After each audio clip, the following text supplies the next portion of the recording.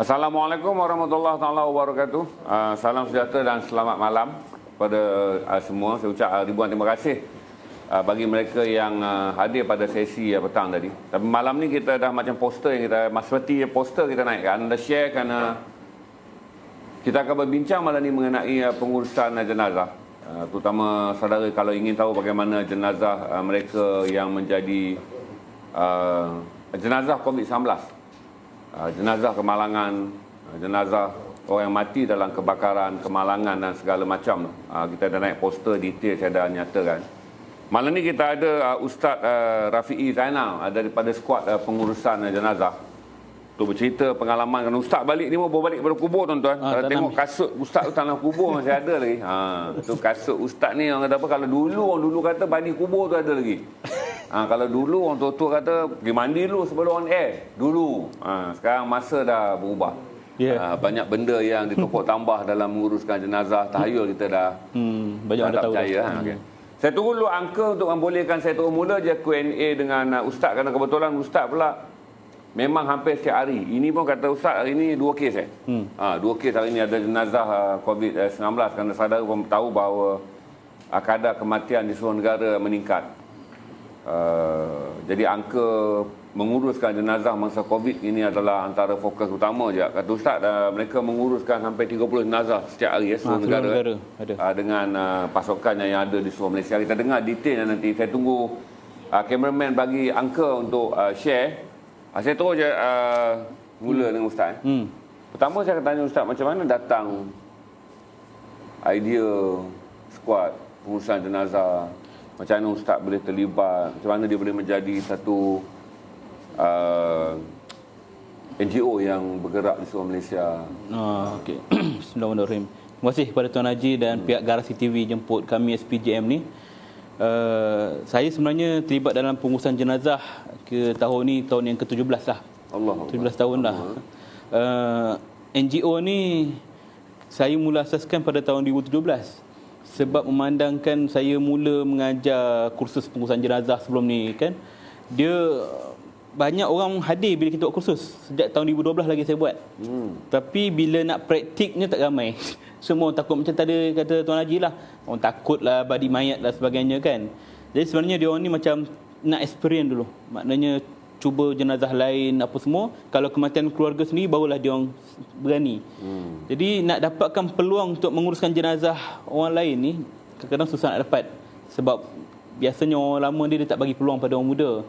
Takut nanti kan duduk luar lah, ahli keluarga je masuk. Jadi sampai bila dia nak buat? Jadi kebetulan pula saya ni bertugas di beberapa buah hospital dalam pengurusan jenazah. Jadi saya panggil siapa saja peserta-peserta yang nak join boleh masuk dalam grup WhatsApp. Di situlah asalnya tahun 2017 nama tim kami ni Geng Mandi Mayat. Geng Mandi Mayat. Jadi sebabkan ada beberapa orang kata nama seram lah apa semua, jadi akhirnya keluarlah skuad pengurusan jenazah. Dan kita berdaftar tahun 2018 SPJM, Skuad Pengurusan Jenazah Malaysia. Jadi tujuannya pertama kita nak latih masyarakat supaya dia terlibat dalam pengurusan jenazah, dia tahu mandi, kafan, solat ke bumi melalui pendidikan, melalui praktikal secara langsung. Yang kedua, kita nak bantu masyarakat yang kurang berkemampuan. Banyak kat sana yang mungkin tak join khairat, tak ada waris, ataupun mungkin dia dalam keadaan kesusahan, kita pun tak tahu situasi masing-masing kan. Ni musim PKP ni lagi banyak orang susah. Jadi kami tawarkan bantuan bagi orang yang tak mampu ni, kita tanggung semua kos. Daripada mandi, kafan sampailah ben jenazah dan ke bumi, semua kita bayarkan. Dan yang ketiga, saya tubuhkan NGO ni sebagai persediaan awal sebelum berlakunya bencana alam. Kita pasti bila berlaku, tapi pengalaman saya terlibat dalam pengurusan jenazah di luar negara, misalnya di Palu tsunami tahun 2018. Jadi mereka ni tidak ada tim yang betul-betul khas untuk pengurusan jenazah. Kita dah ada. Jadi kita hantar tim pergi ke sana. Jadi itu antaranya lah. Sebab kita tak tahu bila Malaysia jadi, tak jauh lah. Tapi seandainya berlaku, kita dah standby dah. Macam mana nak berhadapan dengan jenazah reput, jenazah hancur dan sebagainya. Itulah dia antara sebab saya menubuhkan tim SPJM ni. Saya pribadi lah Ustaz, apa yang dorong Ustaz memilih benda ni jadi kejaman? Saya tahu ini adalah fardu kifayah. Tapi setiap orang dia mempunyai pesona peribadi dia untuk lakukan benda macam ni. Saya nak datang yang Ustaz rasa ini tanggungjawab, kena buat. Sebab ustaz banyak, orang muda banyak lagi benda lain yang boleh kita buat. Mesti ada sebab. Sebab bila saya terlibat dalam pengurusan jenazah ni, dulu saya tidaklah aktif, saya ikut pada guru saya. Jadi memandangkan guru saya pun dia dah berusia, dah berumur. Jadi perkhidmatan ataupun permintaan daripada orang luar ataupun hospital tu tinggi.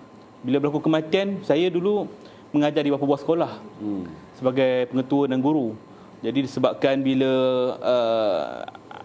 ada kes yang mana saya kena keluar waktu mengajar, jadi mengganggu urusan rasmi saya, menyebabkan saya terpaksa fokus dalam SPJM ni. Dan memang bila memandangkan banyak keperluan masyarakat yang susah dan sebagainya, ada pihak yang mengenakan cas yang melampau, maka timbul idea saya untuk buat NGO ni khusus untuk bantu mereka yang susah ni. Itulah antaranya. Dan alhamdulillah, bila dapat sambutan ramai, orang ramai sokong, banyak anak muda yang berminat. Tim saya banyak anak muda. Jadi benda ni macam satu semangat saya lah untuk teruskan dan kita kembangkan lagi. Dan kita ada visi kita lah ke arah pengurusan jenazah patuh syariah, profesional, antarabangsa. Tiga benda ni kita garapkan untuk supaya pengurusan jenazah ni satu badan yang orang bukan pandang macam kerja orang tua-tua, kerja orang kampung, kerja orang ustaz-ustaz aja.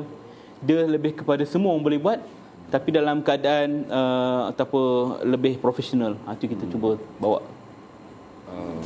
Selalunya yang latar belakang orang yang menyertai, ustaz ada hampir 2,000 sukarelawan. Ada lebih kurang berapa ratus orang ahli tetap seluruh negara. Kalau ikutkan keahlian kita dah lebih 2,000 orang. Lebih 2,000 orang. Keahlian tu maknanya sama ada dia terlibat secara sukarelawan ataupun yang kedua sebagai duta kecil. Maknanya bila berlaku kematian di kawasan mereka ni jadi orang tengah untuk jadi makluman antara kami dan juga pihak waris. Yang sukarelawan ni pula dia tak tetap, sebab ada yang secara on off, ada yang memang tetap. Macam kami di HQ ni lebih kurang 15 orang. Itu tetap 24 jam yang sentiasa bersedia di kawasan KL Selangor. Dan kita punya beberapa buah van jenazah lah yang beroperasi. Termasuk gabungan tim kami, kita ada tim gabungan pengurusan jenazah seluruh Malaysia. Yang kita ada wakil-wakil di setiap negeri. Pada satu masa ustaz, saya terkejut mana bila ustaz kata perkhidmatan diberikan kepada orang susah. Satu masa dulu kematian adalah beban bagi keluarga miskin terutamanya. Selalunya pertama sekali meninggal kita akan tanya orang dah letak harga 1,800, 2,000, ada pakej-pakej. Betul. Jadi ustaz menawarkan benda kepada keluarga miskin hingga ke tahap percuma. Saya tanya ustaz, antara kes yang paling susah lah ustaz pernah jumpa, bahawa kalaulah kita tak buat kerja ni secara percuma, apa akan jadi kepada keluarga tersebut? Sebab saya selalu ingat, orang selalu pesan, bila ada kes kematian, kita mudahkan keluarga yang ditimpa bencana. Betul. Tak macam tempat saya kampung dulu, keluarga itulah yang kena menanggung tahlil 3 malam. Sediakan segala kemudahan untuk orang datang minum kopi. Jadi 2 kali masalah untuk keluarga orang meninggal. Tapi bila ustaz datang, ustaz dah rombak benda tu. Ustaz boleh cerita macam mana perubahan ni berlaku daripada sikap kita yang dulu sampailah sikap yang baru apabila sukat pengurusan jenazah Malaysia tubuhkan. Dia lebih kepada ilmu lah. Bila kita terangkan ilmu ni pada orang masyarakat tentang keperluan fardu kifayah ni, supaya orang belajar, jadi orang tahulah benda ni adalah tanggungjawab semua. Dan kita tak nafikan bahawa pengurusan jenazah ni dia ada kos. Tidaklah kita katakan semua percuma ni fardu kifayah.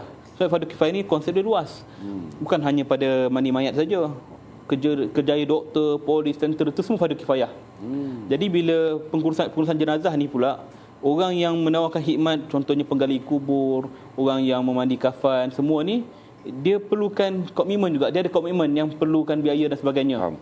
Jadi bila terlibat dalam pengurusan jenazah bagi orang yang berkemampuan, maka dia kena bayarlah fee tertentu. Sebab ini adalah tanggungjawab dia sebagai ahli waris sebenarnya. Jadi tak bolehlah kata ini percuma sedangkan dia mampu. Yang tentang orang yang susah ni pula, inilah tanggungjawab kita sebagai orang Islam.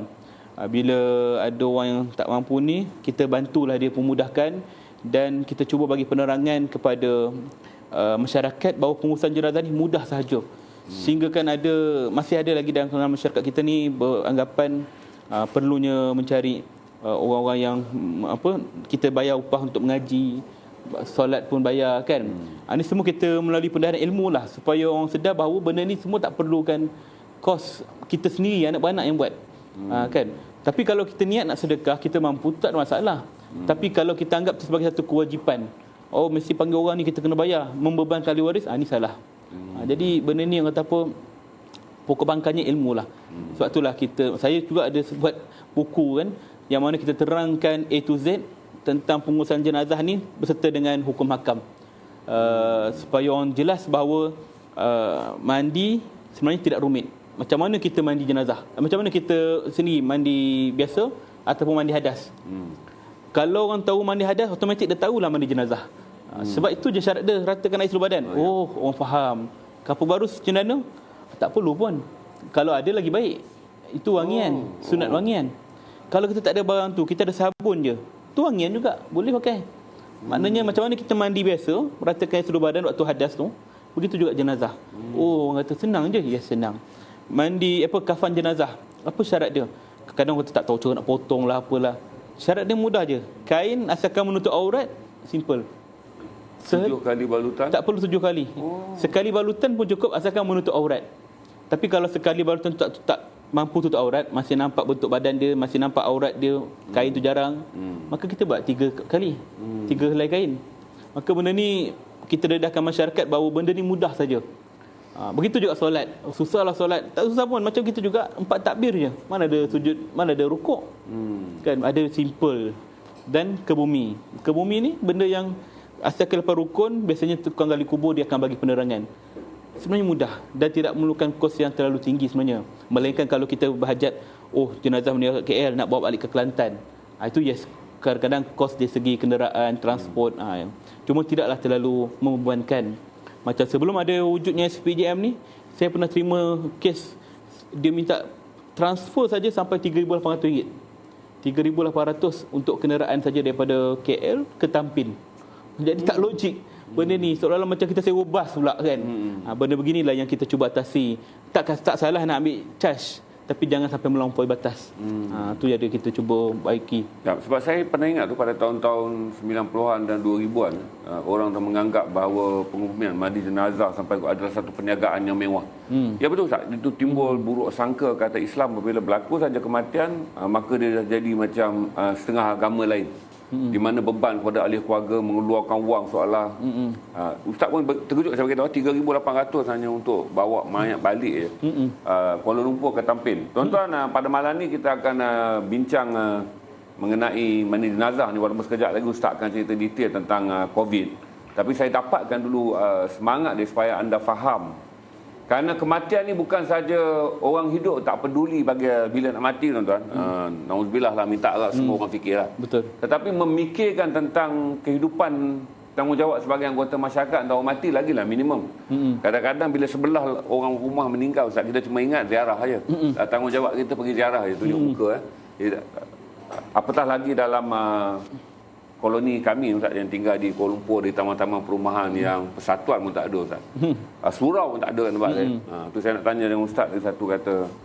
Secara prinsipnya, Ustaz, kan, semua boleh sebut fardu kifayah. Tapi Ustaz mungkin boleh detailkan fardu kifayah apabila ada kematian di kalangan jiran tetangga dari Islam ni semua saudara. Kedudukan dia tu macam mana, Ustaz?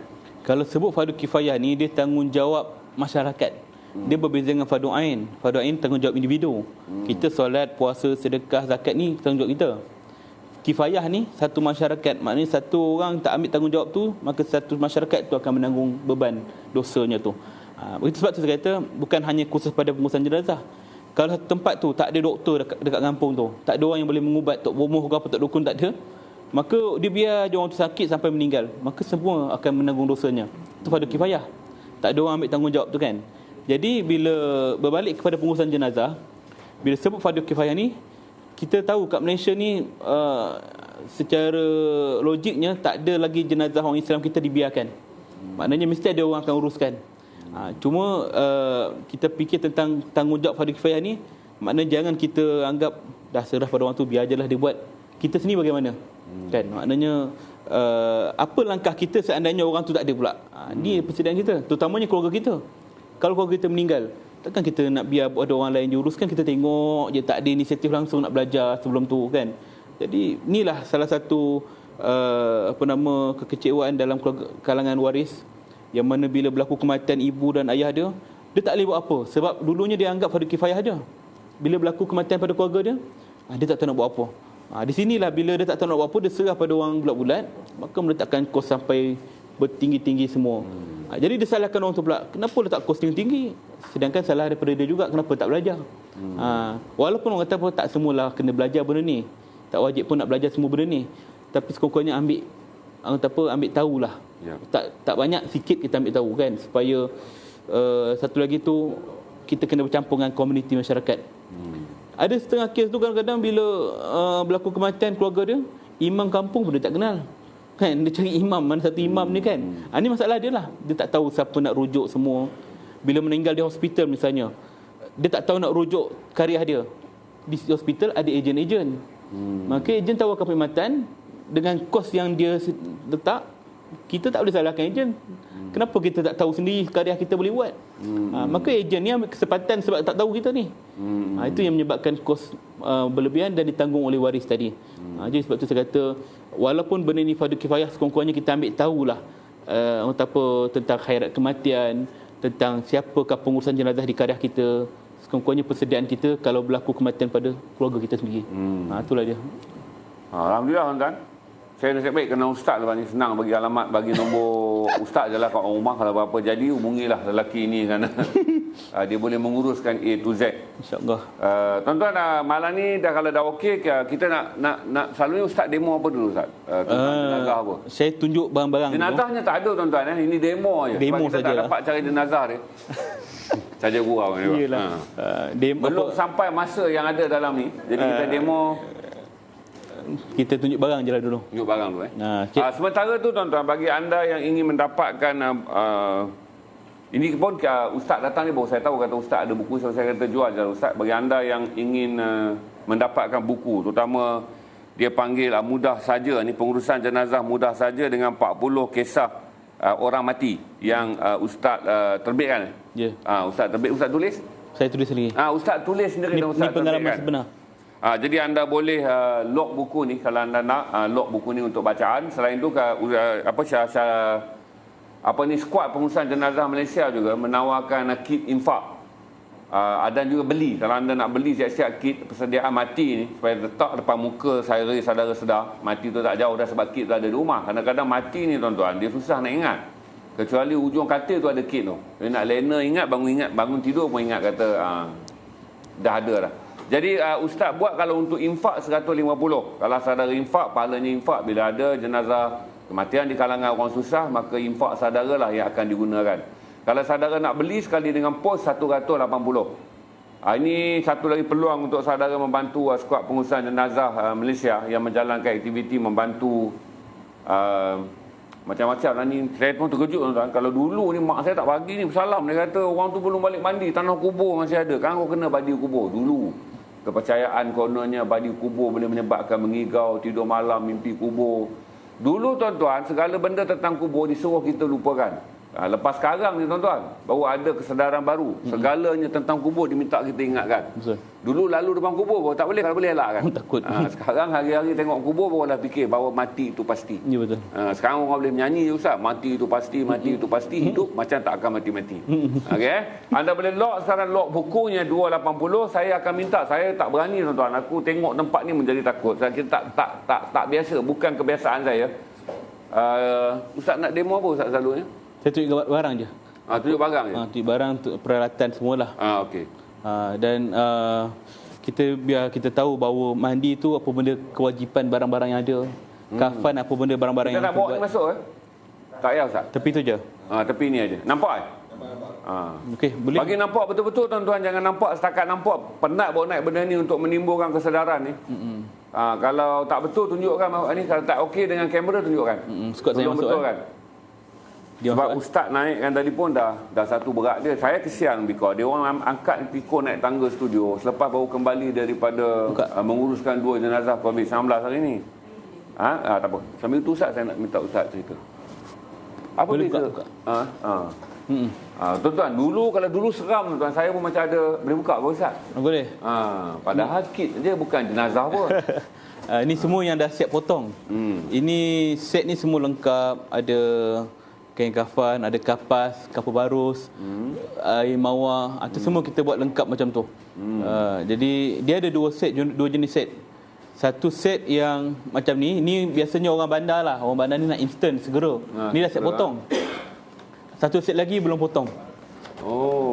Ini dalam tu semua ada sabun. Ini dah potong Ustaz Dah siap potong, kita vacuum sekali. Okey, dah potong dan vacuum supaya kualiti jagalah. Kualiti jaga. Okey.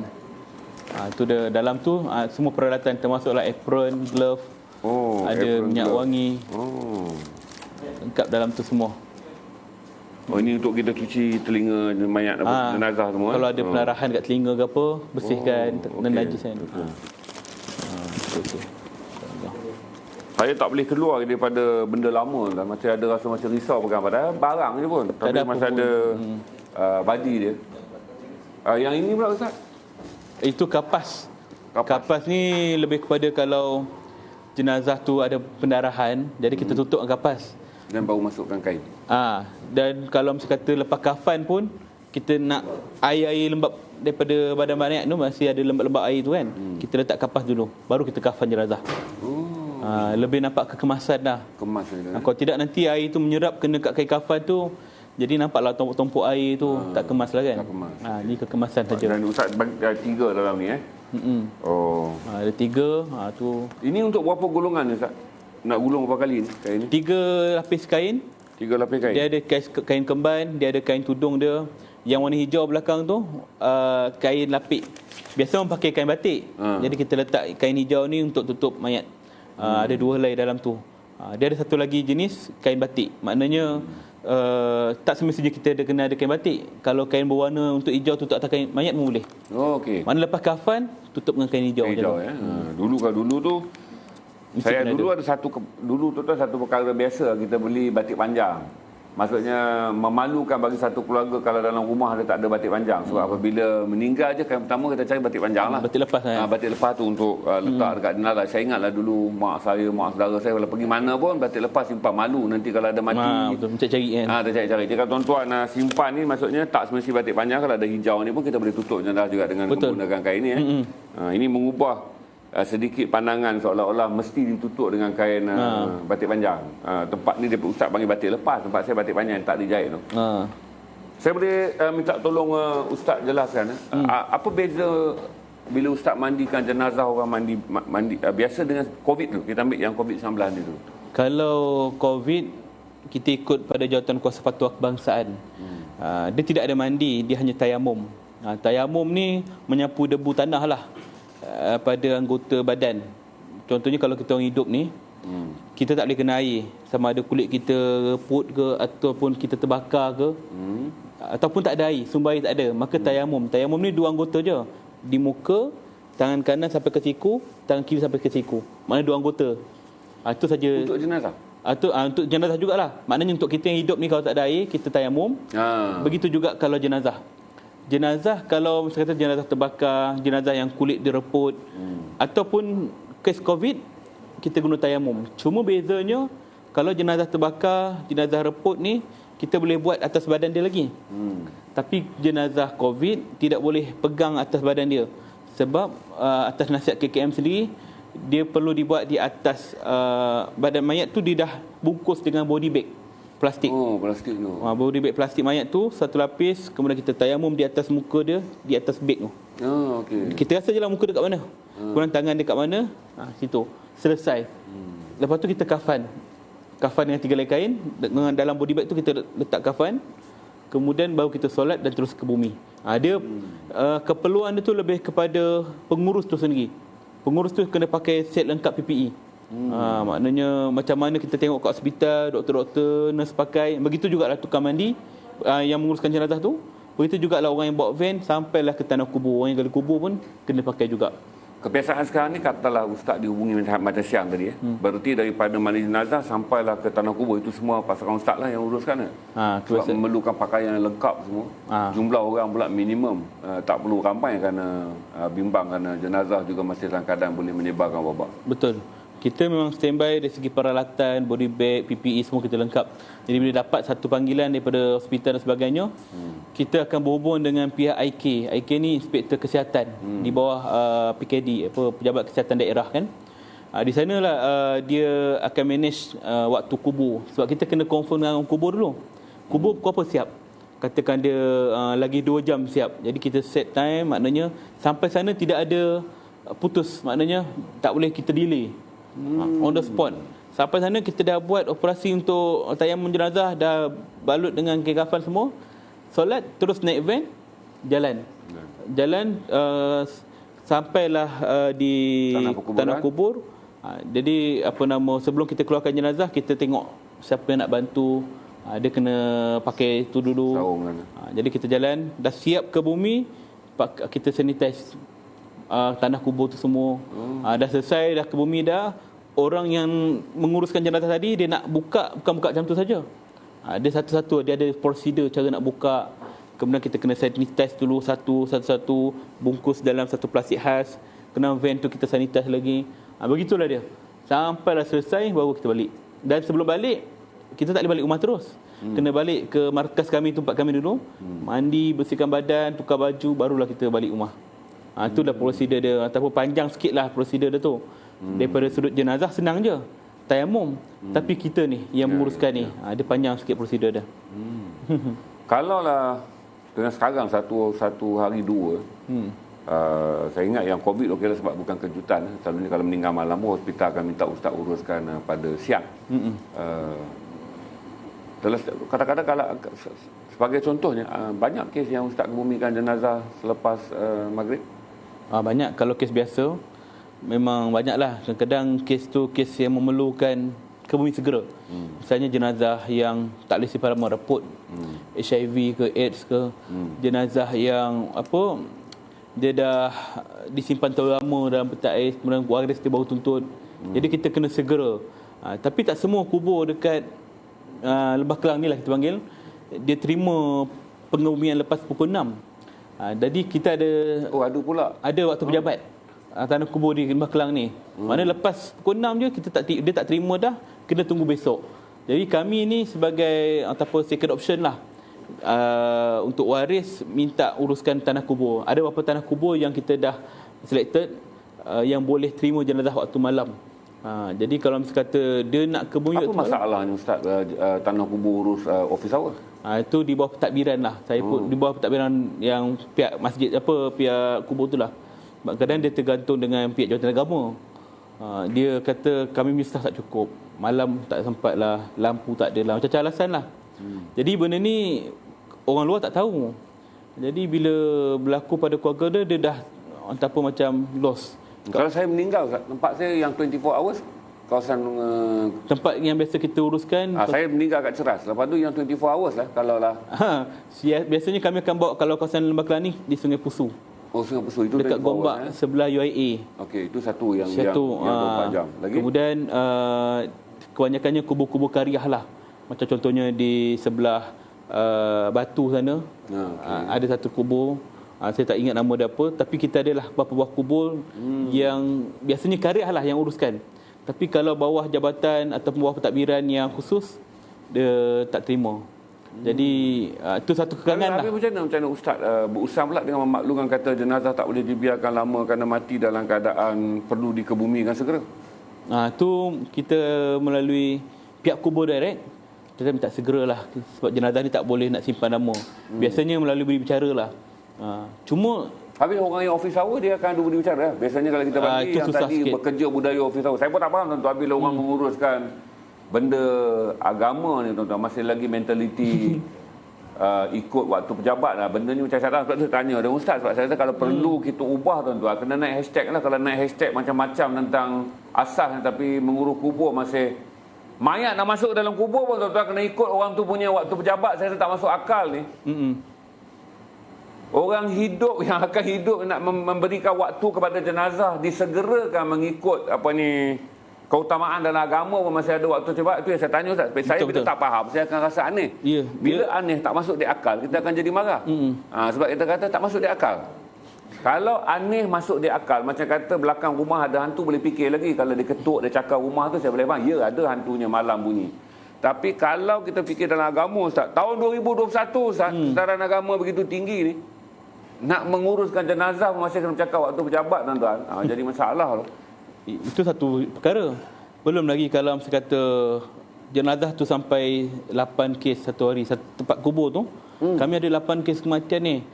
Jenazah tak boleh ke bumi hari ni, ke bumi esok. Kena ikut turn sebab pukul sekarang dah petang, kita tak boleh terima dah jenazah. Jadi itu satu isu juga. Dia meninggal tengah hari, maknanya belum malam lagi kalau ikutkan office hour dia orang lah. Tapi sebabkan 8 kes sehari, dia tak boleh nak handle. Jadi itu masalah pada waris lah. Mana dia kata nak segerakan ke bumi jenazah ni, nak simpan mana. Kalau jenazah tu di hospital, dia boleh simpan dalam bilik mayat, ada tempat. Tapi kalau di rumah, mayat ni dalam masa 5-6 jam dia akan mula reput, mula berbau. Ya, saya tanya Ustaz gitu. Berapa berat tekanan dalam Islam menyegerakan pengumuman jenazah? Sebab saya tengok cara Ustaz cerita ni, saya nampak macam ramai orang yang mengendali dan menguruskan aset perkuburan ni macam tak faham kata menyegerakan pengumuman jenazah dituntut. Saya jadi pening bila Ustaz cerita. Seolah-olah mereka yang menguruskan aset jenazah ni tak pergi mengaji. Kalau bengong macam saya ni tak apalah tuan-tuan. Tapi kalau kita dah masuk dalam benda-benda berkait dengan menguruskan benda agama, kemudian kita tak faham pula tuntutan agama bahawa menyegerakan pengumuman tu tak boleh nak jawab dengan, takkanlah jawab tuan-tuan office hour. Besok kenapa kau tahan si Polan ni gini nak jawab dalam kubur mengatakan office hour. Office hour. Jadi maksudnya kita nak kena bagi tahu pula pada malaikat maut, tolonglah di bumi Malaysia ni kau cabutlah nyawa orang mengikut office hour. Saya nak minta Ustaz, ini kena betul kan tuan-tuan? Saudara kena mula sedar dan mula mengambil langkah bahawa kami orang lock. Kalau saudara nak lock buku ni tuan-tuan, masih boleh ni Ustaz jual buku ni RM2.80 untuk saudara belajar tentang mudah sahaja, pengurusan jenazah mudah saja. Ini buku panduan dia. Dan kisah orang mati, 40 kisah orang mati. Ustaz buat combo malam ni RM2.80 plus post. Syarikat pengurusan skuad pengurusan jenazah akan postkan sendiri. Dua untuk saudara baca dan faham buku ni, manakala kit untuk jenazah ni kita anggap kit mati dah tuan-tuan, sendiri untuk saudara simpan sendiri di rumah sebagai persediaan, ataupun saudara nak infak supaya kalau ada kematian daripada golongan orang yang fakir miskin ni, maka NGO Ustaz ni akan gunakan apa yang saudara infak untuk membantu mereka dalam keadaan yang miskin. Saudara boleh log, admin akan ambil sekarang. Saya akan tu tanya dengan Ustaz tadi. Kalau nak infak 150 adalah infak, 180 akan post untuk saudara simpan di rumah. Saya dekat mana tadi soalan yang saya tanya tadi sebelum buku ni? Saya nak tanya, macam mana kita nak ubah benda ni, Ustaz? Kalau katalah begini keadaan, saya tanya berapa berat Islam tekankan menyegerakan pengumuman jenazah? Baik. Kalau kita ambil sepotong hadis, Nabi sebut 3 perkara jangan kamu lewatkan. Pertama, masuk waktu solat, segera solat. Kalau tak ada keperluan, segera solat. Yang kedua, bila berlaku kematian, disegerakan urusan dia, keumumian semua. Yang ketiga, bila sampai umur usia anak perempuan kita dah cukup umur, dah jumpa jodoh dia, segera kahwinkan. Jadi yang kedua ni kita tekankan. Bila berlaku kematian, segerakan. Maknanya segera masa tu kedudukan dia sama dengan beratnya segerakan solat apabila masuk waktu. Maknanya keperluan tu, bila Nabi sebut 3 ni, maknanya satu benda yang kena cepat. Tak ada apa-apa alasan, melainkan ada alasan khusus lah. Jadi bila tanpa alasan yang munasabah, maknanya selain daripada postmortem ke ataupun prosedur undang-undang sebagainya, macam delay untuk kubur tadi, maka itu bukan satu keperluan untuk lambatkan jenazah. Jadi di sinilah sebenarnya bukan pada masyarakat je, pihak pengurusan tu sendiri kena ubah mindset. Kalau misalnya dia kata tak cukup kaki tangan, sebenarnya dia boleh open. Banyak orang yang mungkin memerlukan pekerjaan sekarang ni kan. Kalau malam kami tak ada orang, sebenarnya boleh je. Sebab kita ada fasiliti. Dari segi lampu bukan macam kampung dulu. Kampung dulu ialah tak ada kemudahan untuk orang gali malam, semua cahaya tak nampak. Sekarang semua dah lengkap dah. Macam tadi Tuan Haji kata dah tahun 21. Maknanya benda tu tak patutnya berlaku. Jadi sebenarnya isu ni dah lama. Kalau ada dalam karya masjid ni, Lampu ayam yang kita orang pakai tegang ni pun, kalau tuan-tuan beli 200 lebih je, masjid simpan duit sampai berkepuk-kepuk. Lepas tu takkan lampu sebiji tak boleh beli. Lepas tu orang mati malam nak ditangguh. Jawatan kuasa masjid tak pernah sabar tu. Nak menyeksa mayat, lepas tu nak menyusahkan mati kita pula kerana pegang jawatan kuasa dalam masjid nak jawab besok. Beratus-ratus mayat kita tangguh kerana tak tahu harga lampu 180 beli dekat Lazada je tuan-tuan. Dan hilang masalah nak kena tangguh tak ke bumi malam ni. Generator ni tuan-tuan 200.5 dah boleh dah, selesai dah masalah. Jadi tak perlulah orang di jawatan kuasa masjid tak mau ubah budaya menyegerakan mayat ni. Hanya menganggap dalam gelap ni orang Melayu tidur je. Maksudnya gelap je orang Melayu kena tidur. Gelap je orang Melayu kena tidur buat kerja tak masuk akal. Saya baru tahu ni Ustaz. Okey. Berarti katalah kalau sampai 8 ni, berarti Ustaz punya cadangan sekarang ni adalah buka. Berarti kesedaran orang ramai-ramai. Yeah. Dalam karya mesti ramai lah. Pasal Ustaz buka ni pun Ustaz tahu Ustaz dapat 2,000 lebih. Berarti tak buka dulu tak tahu. Betul. Bila buka skuad pengurusan jenazah baru tahu. Sekolah Malaysia ramai anak muda. Ramai yang dah berminat. Macam tadi tuan katalah, dulu fahaman kita badi mayat semua. Jadi bila kita masukkan ilmu bahawa badi mayat ni sebenarnya dia ada dua sudut. Saya cerita sikit. Dua sudut, satunya dari segi sudut kesihatan. Maknanya Nabi suruh bila kita selesai mengendalikan jenazah, kita balik bersihkan badan, mandilah maksudnya. Dan kalau kita tak bersihkan badan ataupun kita basuh tangan dia bersih-bersih, kita mungkin tak kena jangkitan. Mungkin mayat tu ada virus, kuman sebagainya ni tak tahu. Kita sentuh pada anak kecil, maka anak kecil tu kena kuman, kena demam panas. Kita kata ni badi mayat. Padahal punca daripada kita yang tak jaga kebersihan. Itu kita kata badi mayat. Tidak, demam panas ni kerana kita sendiri tak jaga kebersihan kita. Nabi dah suruh bersihkan badan. Yang kedua pula berkaitan dengan mistik. Kita tak tolak juga berlakunya gangguan-gangguan makhluk halus, syaitan dan sebagainya ni kerana lemah semangat sendiri. Dia tidak peninding diri, tak ada ayat ruqyah, tak ada bacaan tertentu kan. Maka benda ni dia memang lemah semangat. Tengok cerita hantu selalu sangat pun antara faktor juga.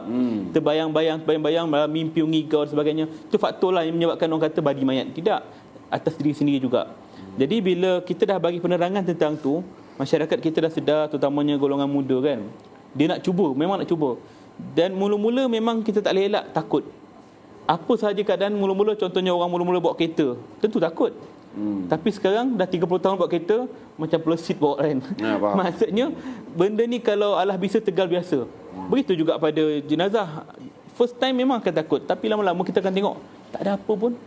Macam mana kita mandikan anak kita yang kecil ke, macam tu jugalah, cuma mereka ni kaku, tak bergerak. Sepatutnya kita takut pada orang hidup lagi, sebab dia boleh memudaratkan kita. Orang mati tak boleh mudarat dah. Begitulah keadaan dia. Jadi itu saya katakan bahawa kesan daripada ilmu ni lah, ramai anak muda yang berminat. Dan bila ada berminat, kita buka tawaran. Jangan fokus pada golongan tertentu saja untuk buat pengurusan ni.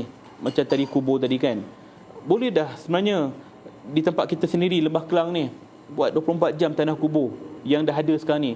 Kalau di tempat lain, contohnya di belah pantai timur, saya tengok kalau jenazah tu siap pukul 2 pagi, 2 pagi dah ke bumi. Dia tak tunggu sampai besok. Yang saya nampak lah. Jadi benda ni sepatutnya tak ada masalah, sebab kita nak segerakan. Dulu memang kita katakan malam tak sesuai lah, sebab faktor tak ada kelengkapan. Takut binatang, semak samun dan sebagainya. Sekarang kubur kita dah bersih dah. Jadi isu tu sepatutnya mindset kita kena ubah lah, terutamanya orang-orang yang ada pengaruh ni kan. Dia kena buat sesuatu. Jangan kerana kita rasa macam ni office hour, selamanya kita nak begitu. Futsal kau boleh main sampai 2 pagi. Anak muda sedia main badminton 2 pagi, dataran 2 pagi, tak kosong lagi tuan-tuan. Kecuali sekarang je PKP.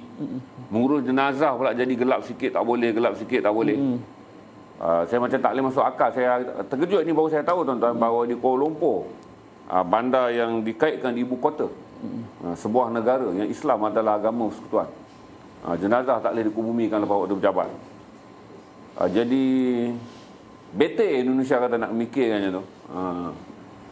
Kuala Lumpur kota ku, di sebuah ibu negara, sebuah negara Islam agama persekutuan, nak mati kena ikut office hour. Kau besok kalau rasa-rasa macam dah pukul 5 tenat, kau suruh anak kau tekan dengan bantal je cepat sikit supaya sempat dalam waktu office.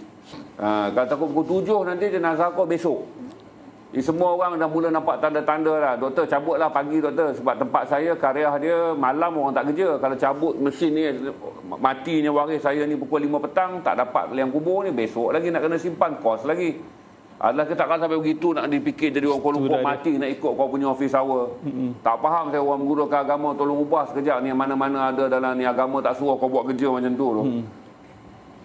Saya fikir kalau orang agama tak boleh gitu, serah pada Mak Rempit lah menguruskan jenazah ni, sebab Mak Rempit dia malam aktif. Saya pun menguruskan, saya selalunya Ustaz saya cerita dekat Ustaz kan.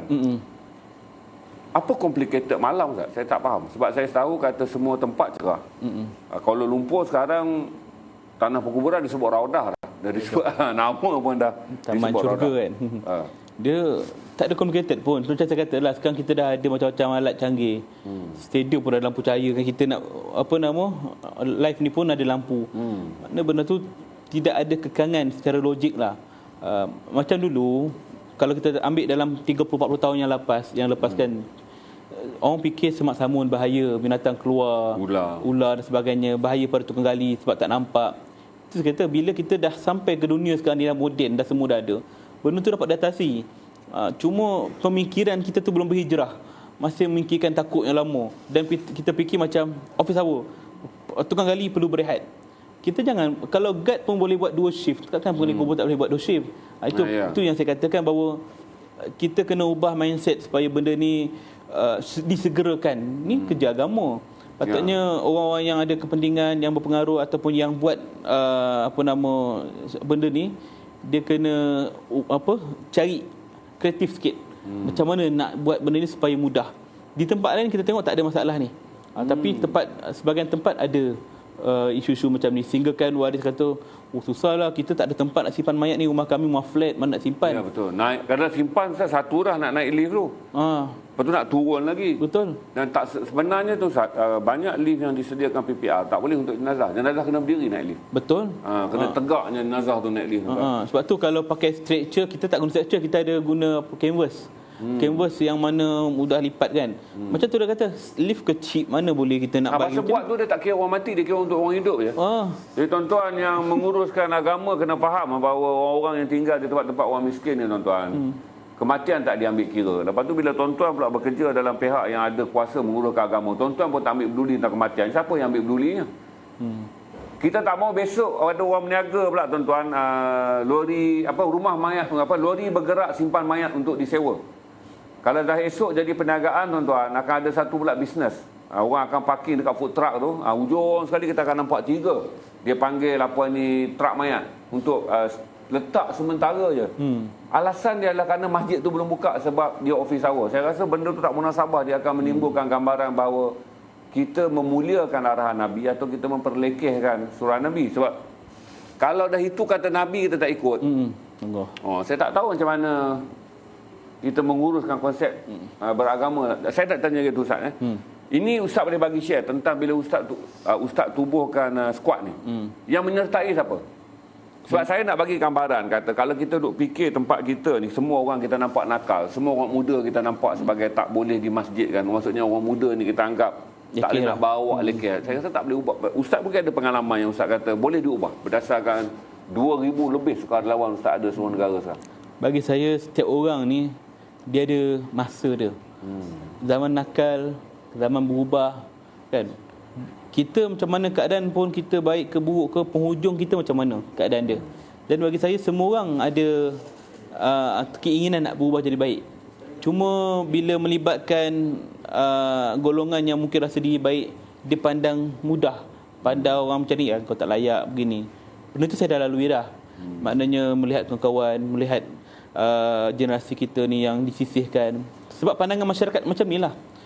Sebab tu saya sendiri ada tahfiz kemahiran. Tahfiz kemahiran saya ni, kita nak bentuk pelajar-pelajar yang bukan saja tercicir akademik, yang kita pandang bermasalah ni, macam budak-budak nakal semua kan. Sebenarnya banyak orang akan hantar ke tahfiz. Itu biasa, mindset kita daripada dulu. Budak tak boleh pergi sekolah, kena buang sekolah, hantar tahfiz lah. Itu kan. Dia tak boleh hantar tahfiz mata-mata sebab dia boleh memburukkan institusi tahfiz itu sendiri. Atas sebab image dia yang tak baik, kemudian nak bawa ke tempat tu, ingatkan jadi baik, dia pengaruh kawan-kawan dia pula. Kita kena ubah, cari apa yang dia sesuai dengan jiwa dia. Lain badan, lain orang cara kan. Betul. Jadi saya tengok mereka ni, okey, awak minat apa? Saya minat motor. Kita buat kemahiran motosikal, automotif. Kita ada kemahiran jahit, kita ada kemahiran masakan, kita ada macam-macam kemahiran elektrikal dan sebagainya, ikut pada kesesuaian jiwa dia. Jadi bila saya bawa konsep kemahiran tu dalam jiwa dia, dia lebih kepada tu, dan dia boleh basuh Al-Quran dalam tu, dia boleh jadi baik. Bahkan lagi senang nak hafal Quran. Itu satu contoh lah. Dan budak-budak yang saya pernah latih yang dalam pengurusan jenazah ni memang nakal, sebab dia jauh daripada mungkin golongan agama. Okay, kita bawa, jomlah kita urus jenazah. Takutlah ustaz. Cuba sekali. Bila dia buat, dia turun, datang keinsafan tu sendiri. Tak payahlah kita dakwah dia panjang lebar ke, bawa keluar dalil ke apa ke. Kalau hati dia tu dia dah tutup, memang takkan buka je. Melainkan hidayah Allah kan. Jadi ini salah satu konsep dakwah sebenarnya. Bila kita buka, orang akan nampak esok kalau aku mati macam mana. Saya pernah uruskan jenazah mak rempit, aksiden. Biasa dululah, kalau hari Jumaat ataupun Jumaat malam Sabtu atau Sabtu malam Ahad, memang kat hospital tu banyak, terutamanya di hospital tepi highway kan.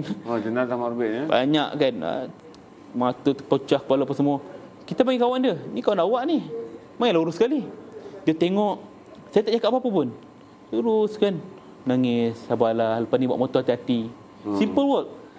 Dan dia dapat kesedaran. Dan akhirnya dia tak buat benda tu, tak merempit, tak terbang macam Superman. Makna benda ni kita yang penting usaha kita lah. Jadi itu yang saya katakan, peluang ni saya buka pada orang ramai yang mana berminat untuk belajar benda ni. Dia bukan sebenarnya uruskan mayat semata-mata, bukan uruskan orang mati semata-mata. Sebenarnya uruskan hati kita yang mati ni. Hati kita mati. Dengar tuan-tuan, Badah dah balik daripada satu falsafah bahawa menguruskan jenazah ni tuan-tuan, menguruskan orang mati, dia dapat boleh menghidupkan hati yang mati. Itu yang paling besar yang kita nak kena faham lah, bahawa orang mati tu perjalanan dah selesai lah. Tetapi setiap proses menguruskan orang mati ni tuan-tuan, Allah bagi dia kelebihan, iaitu janganlah kau dengar asyik dengar talqin, asal nak ubah hati kau duk hafal talqin. Rupanya melakukan sesuatu macam ustaz kata, dia boleh menghidupkan hati yang mati. Sambung lagi tentang anak muda yang ustaz jumpa, lepas tu macam mana mereka berubah. Jadi dia berubah kan. Jadi inilah sebenarnya yang kita perlu buat pada masyarakat, terutamanya golongan tercicir ni yang kita pandang ni kan. Mungkin dakwah kita selama ni tak sampai lagi pada mereka, mungkin cara tak betul. Jadi kita cuba ikut pada konsep dia orang. Dia orang ni ada tenaga. Okey, awak tolong gali kubur dah lah, kabus tanah dia buat. Tolong kat keranda je pun. Mungkin solat dia tak nak masuk lagi. Tolong kat keranda. Okey, lama dia akan ikut kan. Jadi benda macam ni yang sebenarnya dapat ubah jiwa dia. Sebab dia lebih hampir melihat kematian tu kan. Satu hari nanti mak ayah dia meninggal, dia tahu apa dia nak buat. Banyak. Tak ada bergelabah puyuh lah. Bergelabah kan. Mak dah meninggal 45 minit, dia duduk menangis tepi hospital. Itulah dia. Wah kan. Bila orang datang, apa satu belum buat. Sebab 45 minit menangis. Kita bagi ruang dia orang untuk tengok sekali kan. Macam juga saya pernah uruskan jenazah maknya Bondan. Jadi kalau tempat-tempat yang sebelum ni, dia tak bagi kawan-kawan dia masuk, keluar-keluar, biar kami buat. Bila nak datang kesedaran, jadi saya panggil, mari saya tolong sekali mandi sekali. Ini kawan-kawan awak ni. Dia mandi. Ustaz panggil maknya tu semua. Panggil kawan-kawan dia, tengok mayat kawan dia dah meninggal ni. Kita uruskan macam mana cara urusan semua. Kita tak buka aib dia pun, kita tutup aib dia, tapi biar ada kesedaran pada kawan-kawan tadi. Betul. Jadi kita tak payah kata tengok macam mana seksanya. Tak perlu macam tu, benda ni mengaibkan dia. Kita tak boleh menghukum. Saya faham. Bila kita tengok, kita sendiri boleh rasa. Benda tu sendiri tengok baru dapat rasa. Tak payah orang syarahkan. Kita bukan nak menghukum, maknanya tengok dia macam mana kesian dia macam ni. Tidak. Bukan, kita tidak berhak nak hukum si mati. Betul. Walaupun dia mati dalam keadaan mencuri ke dadah sekalipun, kita kena jaga hati kita ni, sangka baik. Mana neraka lah dia duduk ni, wa'iyazzubillah. Tak boleh cakap macam tu. Kita sendiri pun tak tahu mana tempat kita. Betul. Jadi patutnya keinsafan tu datang pada diri kita. Ya Allah kan, mungkin arwah ni ada bahagian dia yang boleh masuk syurga. Aku ni macam mana? Itu kata bersihkan hati. Kan? Sebab tu bila kita pandang si mati, kita uruskan si mati, jangan anggap kita uruskan dia. Itu tanggungjawab kita. Tapi uruskan hati kita ni. Supaya ingat, masa kita pun akan sampai. Satu masa nanti bila aku mati nanti, orang lain uruskan aku. Ada banyak? Ada kita siap untuk kalau jenazah dia boleh flat, lepas tu ikut lift. Tu canvas. Okay. Orang lain boleh uruskan aku. Kita jangan fikir macam kalau kita mati siapa nak uruskan. Akan ada orang uruskan. Tapi kalau kita mati, ke mana kita nanti? Jadi itu yang saya bawakan dalam konsep pengurusan jenazah ni lah. Tengok, orang mati, tak adalah dalam Malaysia ni dibiarkan begitu je. Mesti ada orang uruskan. Walaupun ada kos ke tak ada kos ke kan. Tapi kalau kita mati, ke mana kita nanti? Di dunia, tentulah jasad kita ke bumi. di akhirat nanti. Itu yang saya cuba bawa. Benda ni yang mudah-mudahan datang keinsafan pada setiap orang yang menguruskan. Itu dia. Ustaz bawa kru dia tuan-tuan. Kalau kau tengok dia macam band Flow 88. Kalau jumpa kat luar kita ambil gambar ingat band boy. Ustaz pun nampak lebih kurang band je tu. Saya bagi gitar jadi. Tapi mereka adalah orang yang menguruskan jenazah. Jadi satu perkara yang saya nak kongsi pada anda semua lah, kalau ada dekat sini, bahawa berhentilah kita kasta-kastakan orang ni tak boleh buat kerja agama, orang ni bukan ahli dia. Yang banyak diperlukan oleh anak muda ni adalah didikan macam ni. Betul tuan-tuan, kalau kita nak bersyarah tentang menjadi baik susah. Tapi kalau kita ajak orang buat baik, perbuatan tu sendiri syarahkan pada dia bahawa kebaikan tu bagus, kebaikan tu banyak. Saya nak cerita dekat Ustaz, pengalaman Ustaz uruskan jenazah. Tu saya cerita yang hantu dia, nak kurangkan faham hantu dengan jenazah. Kalau bab hantu jenazah, dah lompat kucing hitam jenazah, bangun balik, macam-macam korang akan cerita nanti. Selalunya Ustaz kata, mengurus jenazah yang paling menyentuh, tak payah sebut nama lah, tapi antara kes yang Ustaz rasa menyentuh perasaan Ustaz. Ya. Saya tak tahu bila kata Ustaz menguruskan jenazah maknya, apa yang Ustaz rasa boleh share, walaupun kita tak sebut siapa nama dia. Orang yang mati HIV, penaga dadah yang mati overdose. Boleh Ustaz kongsi untuk dia banyak pengalaman yang tentulah sedih kan. Yang saya lalui, air mata ni tak tahu berapa banyak kali tumpah lah. Kan. Antara pengalaman menangis. Oh, nampak. Nampak je Undertaker nampak nama Undertaker. Tapi menangis je Ustaz bila kena kes-kes yang nanti kita sentuh pula kenapa saya dipanggil Undertaker. Okay. Jadi antara kes yang menyayat tentulah Ittifaqiyah, kebakaran Tafiz Darul Ittifaqiyah yang mengorbankan 23 orang pelajar dan guru kan. Itu pengalaman yang paling menyayati sebab kita terbayangkan budak-budak kecil umur 9-10 tahun, 11 tahun, bayi-bayi anak-anak kita kan. Jadi bila jasad yang kita tahu tinggi macam mana tiba-tiba jadi macam satu batang kayu arang. Macam mana sebabnya waris-waris, apa ibu dan ayah dia datang nak tengok anak dia, kita halang tak boleh. Sebab kita tahu apa yang akan berlaku. Kalau dia tengok Jadi bila benda macam ni, sebab kita tahu dekat bilik mayat pihak hospital dah bagi kebenaran untuk pengecaman. Tak ada apa nak campur, dia akan cek ikut DNA. Kan, tapi sebagai orang tak apa nak melepaskan perasaan bahawa anak dia dah tak ada. Kan, nak membuktikan anak tak ada dah. Jadi ada mak yang dah pengsan dahulu, ada mak yang ayah yang memang tak boleh cakap apa-apa. Dia minta waktu kita nak uruskan jenazah, ketuk pintu bilik, Ustaz kami nak masuk kejap. Siapa ni? Mak ayah kepada anak ni. Saya kata tadi kat hospital dah tengok, dalam bilik forensik dah tengok, ni bilik mayat nak uruskan. Tak sempat, tadi isteri saya pengsan. Saya risau kalau dia pengsan sekali lagi. Jadi benda macam ni, bila dia kata nak juga tengok, lepas ni tak dapat tengok dah.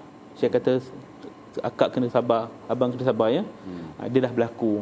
Jadi kita buka, Bismillahirrahmanirrahim, kita buka kain yang tutup mayat tu, nampak ayat anak dia dah rentung. Menangis, tak boleh nak elak. Menangis hebat, macam nak pengsan. Kita pun sebab. Jadi benda macam ni, bila dalam keadaan tak kawal, kami minta dia keluar lah. Bila nak minta keluar, mak dia patah balik. Saya nak tengok sekali lagi anak. Dah dia dah tengok, nak cium tu dah. Tak ada apa-apa nak dicium, arang saja. Tak apa Ustaz, ni anak saya kan? Saya boleh. Jadi saya kata, akak cium peluk di atas kain ni.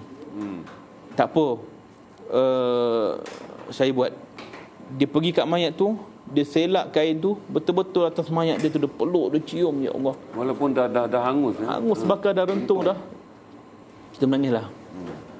Bila dia angkat muka mak dia tu, melekat arang-arang kulit mayat dia tu, yang terbakar tu kat pipi mak dia, kat muka dia. Macam seolah macam memang mak dia tu betul-betul cium anak dia tidur. Melekat. Itu memang detik yang cukup. Bila saya terkenang, saya akan sebab. Rasa macam, ya Allah kan, kuatkan hati aku untuk uruskan jenazah begini. Itulah antara pengalaman yang masih terngiang-ngiang dalam pemikiran saya kan. Antara lain pun kes-kes yang melibatkan kematian ahli keluarga, sedangkan anak dia dalam penjara. Anak dalam penjara, ayah meninggal. Jadi bila kita dah selesai urusan, kita katakan mana keluarga nak tengok, tengoklah. Biasa dalam filem kita tengok kan, dalam drama Melayu kan. Jadi semua tengok dah. Anak seorang lagi tak sampai. Mana anak dia? Anak kat penjara. Tak boleh buat apalah. Jadi bila dah selesai ke bumi, baru datang van penjara, baru sampai. Anak dalam keadaan bergari nak pergi kat kubur ayah dia, dah tak ada apa dah. Ini memang kita sebab lah, macam mana ayah minta maaf ayah, dan tak sempat nak tengok ayah gitu kan. Lepas tu dia pergi kat mak dia, dia tak boleh nak cium, tak boleh nak salam mak dia kan, tangan dia dah kena gari kat belakang, dia cium kaki mak dia. Jadi ni realiti, bukan dalam drama TV ke apa. Benda ni di antara episod-episod yang bila ada berlaku depan, kita pun akan bayar mata lah. Itu antara benda yang saya dapat kongsikan dah. Saya pun jam, tak tahu nak tanya soalan apa lagi dah. Sebab saya fikir kata betul lah orang kata orang yang mati tanam orang yang hidup balik. Yang hidup tu yang akan lebih tersentuh. Betul. Ustaz minum air. Ustaz pernah bawa balik pada kubur ni. Kalau itu saya kalau dulu ni mak saya ni dia suruh basuh baju kena masuk tukar toilet, baju semua kan. dulu. Betul. Lepas tu mak saya pula tak akan buat kerja lain, dibasuhnya dulu mandi baju orang yang bawa balik pada kubur. Ya, bukan apa pun Ustaz, pergi meramaikan kubur je. Yalah. Tak pernah buat kerja baik pun saya ni, meramaikan kubur. Meramaikan. Supaya dulu kan ada budaya tunjuk muka. Agak-agak kita tunjuk muka kita, esok kita mati orang pun tunjuk muka. Betul. Setakat tu lah faham kita tentang agama kan. Pergi ke kubur supaya besok kita orang mati tak sunyi, kita mati pun tak sunyi. Main balas budi, konon Tuhan akan atur macam tu lah. Besok tidaklah aku mati tu aku dengan si penggali kubur je dekat kubur. Cuma saya tanya dengan ustaz lagi satu dalam kes ni. Tentang orang susah pula. Tuan-tuan, aku nak suruh kau orang infak kit ni. Saya tahu aku cerita ni tentang kematian di mana-mana pun adalah saudara, bukan benda asing kita dengar. Orang tuan rumah menangis dua kali, iaitu menangis satu adalah anggota keluarga meninggal, dan menangis kali kedua adalah kerana tiadanya wang untuk menguruskan jenazah. Sebab saya nak galak saudara infak kit ni 150 je, supaya ustaz ni dia dengan tim dia bergerak 24 jam ke bumi. Ustaz ni jumpa orang hidup, aku rasa hari ni baru aku antara orang hidup yang sembang dengan dia ni. Yang lain hari lain ustaz melihat orang mati je sebab sibuknya dia menguruskan jenazah. Rasa macam ustaz macam gembira lah dapat sembang lama kan. Dua jenazah COVID ustaz urus hari ni. Jadi saya cuba berbual lama sikit dengan ustaz, korang lock lah. Jadi ambil infak ke nak ambil buku ni, kerana akhirnya tuan-tuan skuad skuad apa tadi? Pengurusan jenazah Malaysia. Pengurusan jenazah Malaysia adalah NGO. Orang yang buat kerja amal menguruskan jenazah. Apa saja saudara infak, apa saudara buat ni tuan-tuan, dia bukanlah infak main-mainan. Dia adalah infak yang memang infak. Ada pahala dia di akhirat kelak. Kerana tuan-tuan, tuan-tuan pun tak tahulah, saya fikir kata tak ramai orang kaya yang menonton live ni. Pasal orang kaya dia akan sibuk waktu ni. Biasanya tuan-tuan pun pernah mendengar macam mana saya kata tuan rumah menangis dua kali. Satu adalah menangis kesian dari keluarga, adalah kedua menangis kerana tak ada duit. Ustaz boleh, saya nak galakkan infak, ustaz ceritalah. Saya tak fikir sesusah-susah. Majoriti ustaz jumpa memang, kalau di hospital kerajaan meninggal tu memang orang susah lah. Sebab kalau kita orang kaya tu memang tanpa pergi hospital private semua kan. Ustaz pun tahu standard orang meninggal mengikut tempat dia. Kita tahulah. Dan sebenarnya polisi yang kami buat, kita tidak mengenakan, tidak menyebut tentang kos dulu. Biasanya berapa kos ustaz? Kalau orang bertanya tu maknanya dia susah lah tu. Dia takut. Orang senang tak kisah, berapa pun ustaz charge je, saya boleh bayar. Kita tahu dia senang. Tapi kalau awal-awal dia kata, ustaz berapa ya kos saya nak kena standby, jadi kita tahu dia ni mungkin dalam kategori yang susah lah. Jangan bincang pasal kos, saya kata. Selesai nanti dah sampai sana ke bumi, akak cari saya balik, call lah. Biasanya begitulah. Dan bagi orang yang biasanya lah, dia akan call, ustaz apa ya ustaz saya akan tanya pada ahli saya yang uruskan tu, macam mana keadaan waris, rumah dia macam, oh nampak susah ustaz apa semua. Kak beginilah, tak ada kos pun, kita tanggung semua. Dia akan menangis lagi. Kata 2 kali menangis, 3 kali menangis kan. Dia akan menangis. Betul. Satu Ustaz menangis kan tadi dia meninggal, kedua dia rasa dia susah, kan dia terharu. Kerana waktu susah datangnya Allah ringankan bebannya. Betul. Betul ke ustaz ni susah sampai ke Kelantan ni semua? Tak apa, insya-Allah. Ustaz datang baru aku dengar cerita ni ustaz. Sebelum ni aku dengar cerita kalau asam melati 2 kali susah. Ni 3 kali. Ustaz. Betul. Saya dulu KL lama. Saya 30 lebih tahun di Kuala Lumpur tuan-tuan. Ada jenazah yang tersadai di hospital, bertekak, berdebat tuan-tuan. Tak boleh nak keluar hospital kerana keluarganya tak ada duit. Ini normal dulu ustaz. Sampai kawan-kawan kena call atas kawan. Dia panggil tebus jenazah. Call atas kawan, kumpul-kumpul mana yang ada. Ini tahun-tahun 90-an, 2000-an ni adalah cerita biasa sampai tak payah nak menangis dah. Dah tahu dah. Abang ni kau ni ada ni kau ni pergi cari kata. Kawan tengah tidur kejut apa semua kumpul duit bawa lah pergi ke hospital 1,500. 1,500 seingat saya tu adalah tebus jenazah paling murah. Barulah jenazah sampai ke kubur tuan-tuan. Kalau tidak kerakunglah jenazah tu di masjid. Ini bukan cerita penghinaan tuan-tuan. Saya nak mengingatkan bahawa kita cerita tentang benda besar-besar tuan-tuan. Nak pergi sampai ke kasyaf, ke makrifat, segala langit, segala 7 petala bumi, paling jauh sangat. Kita fikir tentang mati yang kita abaikan ni. Jadi yang susah biasanya Ustaz kata percuma. Kita akan percuma. Biasanya kita... Dah macam mana Ustaz serap kos tak tu? Kos, kalau misalnya kata dia tanya, kita akan sebutlah.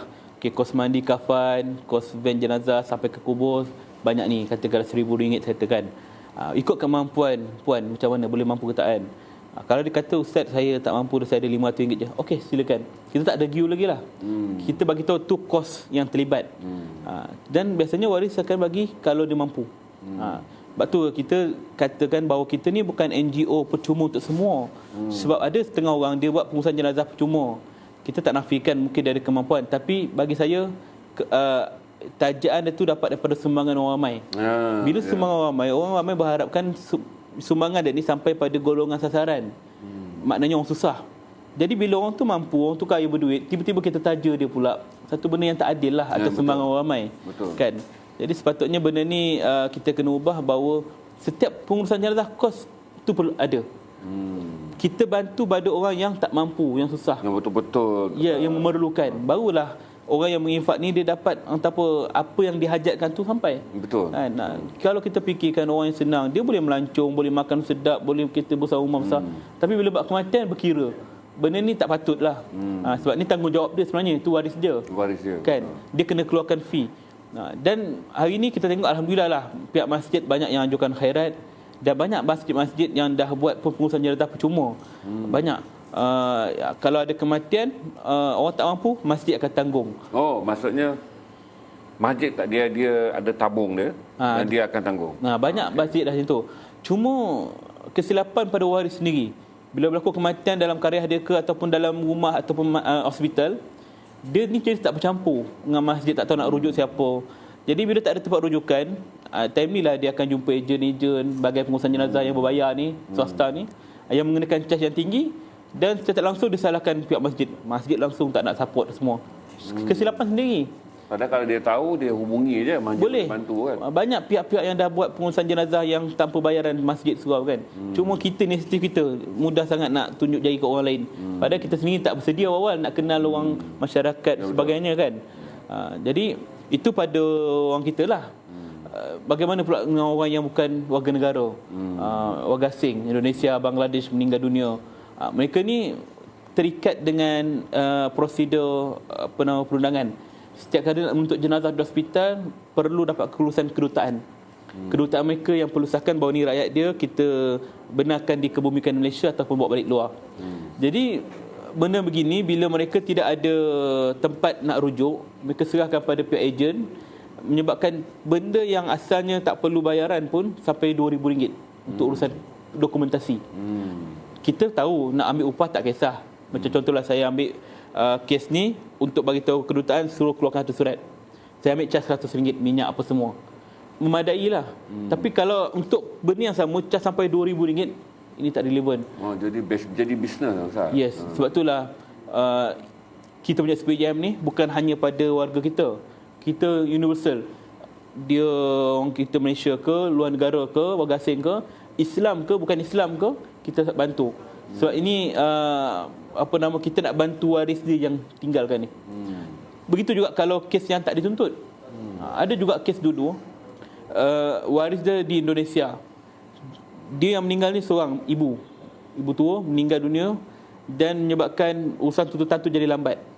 Dia meninggal di Malaysia. Meninggal di Malaysia. Waris di Indonesia. Okay. Jadi bila waris tak tahu nak rujuk siapa, dia serah pada jiran-jiran, tak boleh tuntut. Dia perlukan surat pengesahan. Dia ada prosedur lah, maknanya pihak Indonesia, keluarga dia tu kena dapatkan satu surat cop daripada kepala desa dia, maknanya ketua daerah dia, mengatakan kami benarkan jenazah diuruskan. Benda ni agak complicated lah bagi orang tak tahu. Jadi benda ni bila dia tak tahu nak rujuk siapa, mayat tu dibiarkan lah. sampai 2 bulan, 3 bulan di hospital sebab waris tak tahu nak buat apa. Jadi kewujudan NGO ni sebagai pemudah cara. Kita bagi tahu solusi. Sebab tu kami selalu tanya ke hospital, ada tak kes-kes yang boleh dituntut, kita akan bantu. Pihak berkuasa hospital, polis ke apa yang menyampaikan info pada kami, kita akan bantu. Sebab setiap benda mesti ada solusi. Ya, betul. Sebab tu juga macam jenazah di luar negara, meninggal di Australia, ada bekerja kat sana orang Malaysia kita. Dia kata di Australia kubur mahal, ada viral dulu. Kubur mahal sampai 40-50 ribu nak ke bumi sana. Bawa Malaysia murah sikit, 15 ribu. Sebenarnya benda ni ialah faktor macam kita juga. Kalau waris tu tak jauh nak rujuk siapa, dia serah pada ejen ni akan pusing ayat. Kata di Malaysia orang asing mahal bayar, baik bawa balik. Maksudnya dia menafikan tanah sini untuk orang luar. Kemudian kata baik bawa balik. Sebab dia akan dapat lebih banyak bisnes. Yes. Atas cas kargo, Betul. atas cas tu, cas Dia ni akan margin cas- untungnya lebih besar. Jadi waris yang tak tahu apa, dia akan okeylah. Begitu juga kalau kita di luar negara. Tak tahu nak rujuk siapa, rujuk orang sana. Orang sana kata, bawa baliklah lagi murah. Lepas tu viral kat Malaysia ni, tanah kubur sana mahal apa semua. Sebenarnya tidak. Di mana-mana negara pun mesti ada orang Islam. Dan bila ada orang Islam, mesti ada tanah kubur. Sebenarnya ada. Cuma kita ni tak perhalusi. Sebab itulah NGO ni kita bawa kepada visi kita, pengurusan jenazah patuh syariah, profesional antarabangsa. Melalui antarabangsa ni lah kita ada network dengan pihak luar. Mana-mana rakyat kita meninggal di luar, kita minta dimudahkan. Mana-mana rakyat mereka meninggal di dalam negara kita mudahkan. Benda macam ni Allah Akbar. Saling bantu. yes. Kalau misalnya kata ada network begini, mudah sebenarnya. Jadi inilah solusi yang kami bawa, insya-Allah. Alhamdulillah. Tuan-tuan, saya sedang cek log buku berapa ni dah? Infaknya berapa? Infak pun tak ramai. Tuan-tuan, ya Allah Tuhanku. Macam-macam dah sedih Ustaz cerita. Jangan jadi mati hati tuan-tuan. Total 30 bang. Alhamdulillah. Campur infak, campur buku, campur posting. Okey, 30 Okey, up sikit lagi je untuk bagi nampak lah tuan-tuan, bila aku buat program agama korang ada respon. Jangan bila buat program seluar jin je tuan-tuan, masuk ramai. Infak sebab saudara boleh lock je buku, lepas tu saudara infak. Dan tujuan dia adalah untuk memastikan saya nak persatuan NGO Ustaz ni sentiasa ada tunai. Sebab saya faham kata, tambah dalam keadaan sekarang Ustaz. Ustaz akan berdepan dengan ramai keluarga yang ada masalah kewangan lah. Betul. Kita boleh sebut lah ini. Bila kita, semua, majoriti lah. Apatah lagi Ustaz jumpa yang meninggal di hospital kerajaan, sebab kita dah tahu dah kasta-kasta kewangan dia. Kalau mati di hospital yang biliknya kos perubatannya 60,000, tak ada masalah lah sampai ke liang lahat. Tapi kalau meninggal pun kita tahu di hospital, kita tengok alamat pula perumahan PPR biasa je, kita tahu lah ini orang susah. Betul. Dan macam Ustaz je lah nak sebut harga pun jadi dah Kita salah lah. takut dua kali sedih pula isi rumah tu. Betul. Sebab tu sebenarnya kita punya NGO ni dia bukan hanya menguruskan jenazah. Kita menguruskan juga waris dia. Dari segi tuntutan. Maknanya contohnya waris ni seorang balu, anak-anak ada kecil yang meninggal suami. Jadi suami mungkin bekerja, dia ada simpanan KWSP, dia ada sokso, pekeso dan sebagainya. Dia perlu tuntut benda ni untuk dapatkan kelangsungan hidup dia kan. Ustaz, NGO Ustaz buat sampai tu? Buat. Kita ada rakan sinergi kita melalui program sinergi sosial. Kita ada 48 agensi kerajaan dan juga badan bukan kerajaan yang berduduk bawah satu bumbung sinergi sosial. Dia punya core dia Pekeso. Kita ada satu sistem My Synergy yang mana kes-kes yang memerlukan bantuan, contohnya macam saya kata tadi, balu tak bekerja, anak-anak ada, mungkin dia dapat duit derma sebagainya, tapi berapa lama. Jadi kita akan bantu dia masukkan dalam sistem tu, yang mana contohnya suami dia pernah mencarum Pekeso, dia tidak perlu pergi ke sana. Pihak Pekeso sendiri akan arrangekan untuk tuntutan dia, bagi kat dia. Kemudian kalau dia nak mula bekerja, tak ada latihan, kita ada Giat Mara. Giat Mara akan bagi latihan 3 bulan, 4 bulan, jahitan ke masakan ke, kemudian dia ada latihan. Dia nak mulakan hidup, tak ada pinjaman, tak ada duit modal, kita ada AIM, Amanah Ikhtiar Malaysia, yang akan keluarkan modal dan sebagainya. Dia nak buat pinjaman, nak beli barang apa semua, kita ada Baitumal, support dari segi barang-barang. Bila dia dah manage diri dia, dah mula perniagaan dah besar, dia perlukan tenaga kerja, kita ada Jabatan Tenaga Kerja Manusia. Kemudian dia nak manage kewangan dia pula, ada KPK. Maknanya life dia tu akan terus dibantu. kalau dia selagi perlukan bantuan. Sebab itu kita bukan hanya urus orang meninggal je. Ya, faham. Waris yang ditinggal pun kita akan bantu supaya dia survive. Tuan-tuan, urus bukan menguruskan janda untuk dikahwini, tuan-tuan. Menguruskan anak pagi je jenazah belum masuk dah teringat dah aku akan bantulah pasal anak dara dia lawa. Itu cara lama fikir, tuan-tuan, mengahwini janda dia sebab masih berseri. Dan saya dengar ustaz cerita baru saya tahu banyak kebaikan yang ustaz buat. InsyaAllah. Maksudnya energi dan juga ustaz punya fokus untuk melihat kebaikan tu sampai Sampai dia survive. nak simplify, jadikan dia satu sistem yang terurus. Betul. Balu boleh bekerja, mendapat kemahiran semula. Sebab tu kita punya, saya kata tadi, visi kita syariah profesional itu tetap profesional tadi. Betul, profesional. Bukan sekadar untuk tu macam biasa kes bila berlaku kematian, selepas daripada tu pembagian harta pusaka faraid. Bab ni banyak orang yang tak tahu, menyebabkan bergaduh adik-beradik, urusan tanah nak pecah dan sebagainya kan. Kita ada sistem faraid tu, hibah dan sebagainya kan. Maknanya sama ada yang sebelum orang tu mati dia dah bersedia, ataupun selepas dia meninggal dunia tak waris dia memerlukan bantuan, kita boleh bantu untuk uruskan supaya benda ni adil, semua merasai, tidak membebankan waris yang ditinggalkan. Benda macam ni lah kita fikirkan, terutamanya kebajikan anak-anak dia ni, anak-anak yatim dan sebagainya. Ada tempat yang boleh kita bantu. Dia orang semua dah ambil ni, tuan-tuan, orang yang hidup ni semua akan meninggal ni. Dah ambil ke cara nak menghubungi skuad pengurusan jenazah Malaysia. Ambil kat Facebook, tuan-tuan. Bagi tahu keluarga kau dah meninggal, kau tak boleh hubungi. Tapi ambil nombor ni dan sebarkanlah kepada keluarga. Kalau terjadi apa-apa, kita boleh pegang nombor tu untuk kita bantu orang. Bila meninggal, macam aku sekarang, aku dah ingatlah kalau ada kalau aku meninggal, aku tak ada nak hubungi ustaz. Pelik lah pula. Tapi sebab aku boleh bagi pada isi aku dengan mengatakan bahawa dengan kalau ada apa-apa, ini orang dan ini adalah NGO yang boleh membantu supaya adalah persediaan dia. Kalau saudara boleh ambil, sekarang kalau admin letak. Ada soalan tu Ustaz. Ada yang tanya, apakah yang diperlukan jika seseorang dalam keluarga ada kematian? Contohnya dokumen yang diperlukan, ke mana yang diorang patut pergi, dan yang berkaitan dengan otoritis ni. Baik. Bertanya apabila ada kematian, apa tindakan perlu diambil? Sebenarnya kalau nak rujukan, sebenarnya dalam ni semua dah lengkap dah. Dari segi dokumentasi, bila berlaku kematian di rumah lah kita cerita. Benda pertama yang kita buat, kita kena hubungi pihak medik. Paling mudah 999. Call, maklumkan ada kematian. Ni sebelum buat report polis ni, untuk pengesahan. Sahkan mati tu. Bila dia datang, ambulans akan datang cepat. Dia akan cek BP apa semua, dah tahu orang ni tak ada, dikeluarkan satu surat pengesahan, benda ni, orang ni dah meninggal. Dan ambulans dia akan balik. Bukan tugas dia nak bawa orang mati, dia bawa orang hidup je. Jadi apa perlu kita buat ialah kita kena sediakan 4 perkara. Pertama, pengesahan tadi, surat pengesahan tadi kita kena bawa, yang ambulans tinggalkan, sahkan mati. Yang kedua, IC si mati ataupun apa saja dokumen dia, mungkin pasport ke apa bagi orang asing kan. Ketiga, yang melaporkan tu jangan lupa bawa IC, dia kena bawa juga kan. Betul. Yang keempat, segala dokumen perubatan dia. Mungkin waktu hidup dia pernah ada check up, darah tinggi, kecil manis, bawa semua, pergi balai polis yang berdekatan. Di sana pihak polis akan bertanya, biar yang melaporkan ni pastikan waris lah. Kalau tak ada waris, kejiran lah. Jadi bila waris kata siapa yang meninggal ni, ayah saya, dia akan tanya siapa yang sahkan. Pihak medik dah sahkan. Ini dokumen dia. Jadi dia mudah, ada rujukan. Kalau misalnya kata yang medik tak ada sahkan, siapa yang sahkan? Saya sendiri sahkan. Awak kerja apa? Saya kerja pembantu takbir je. Macam apa tak sesuai. Maknanya dia bukannya orang yang autoriti.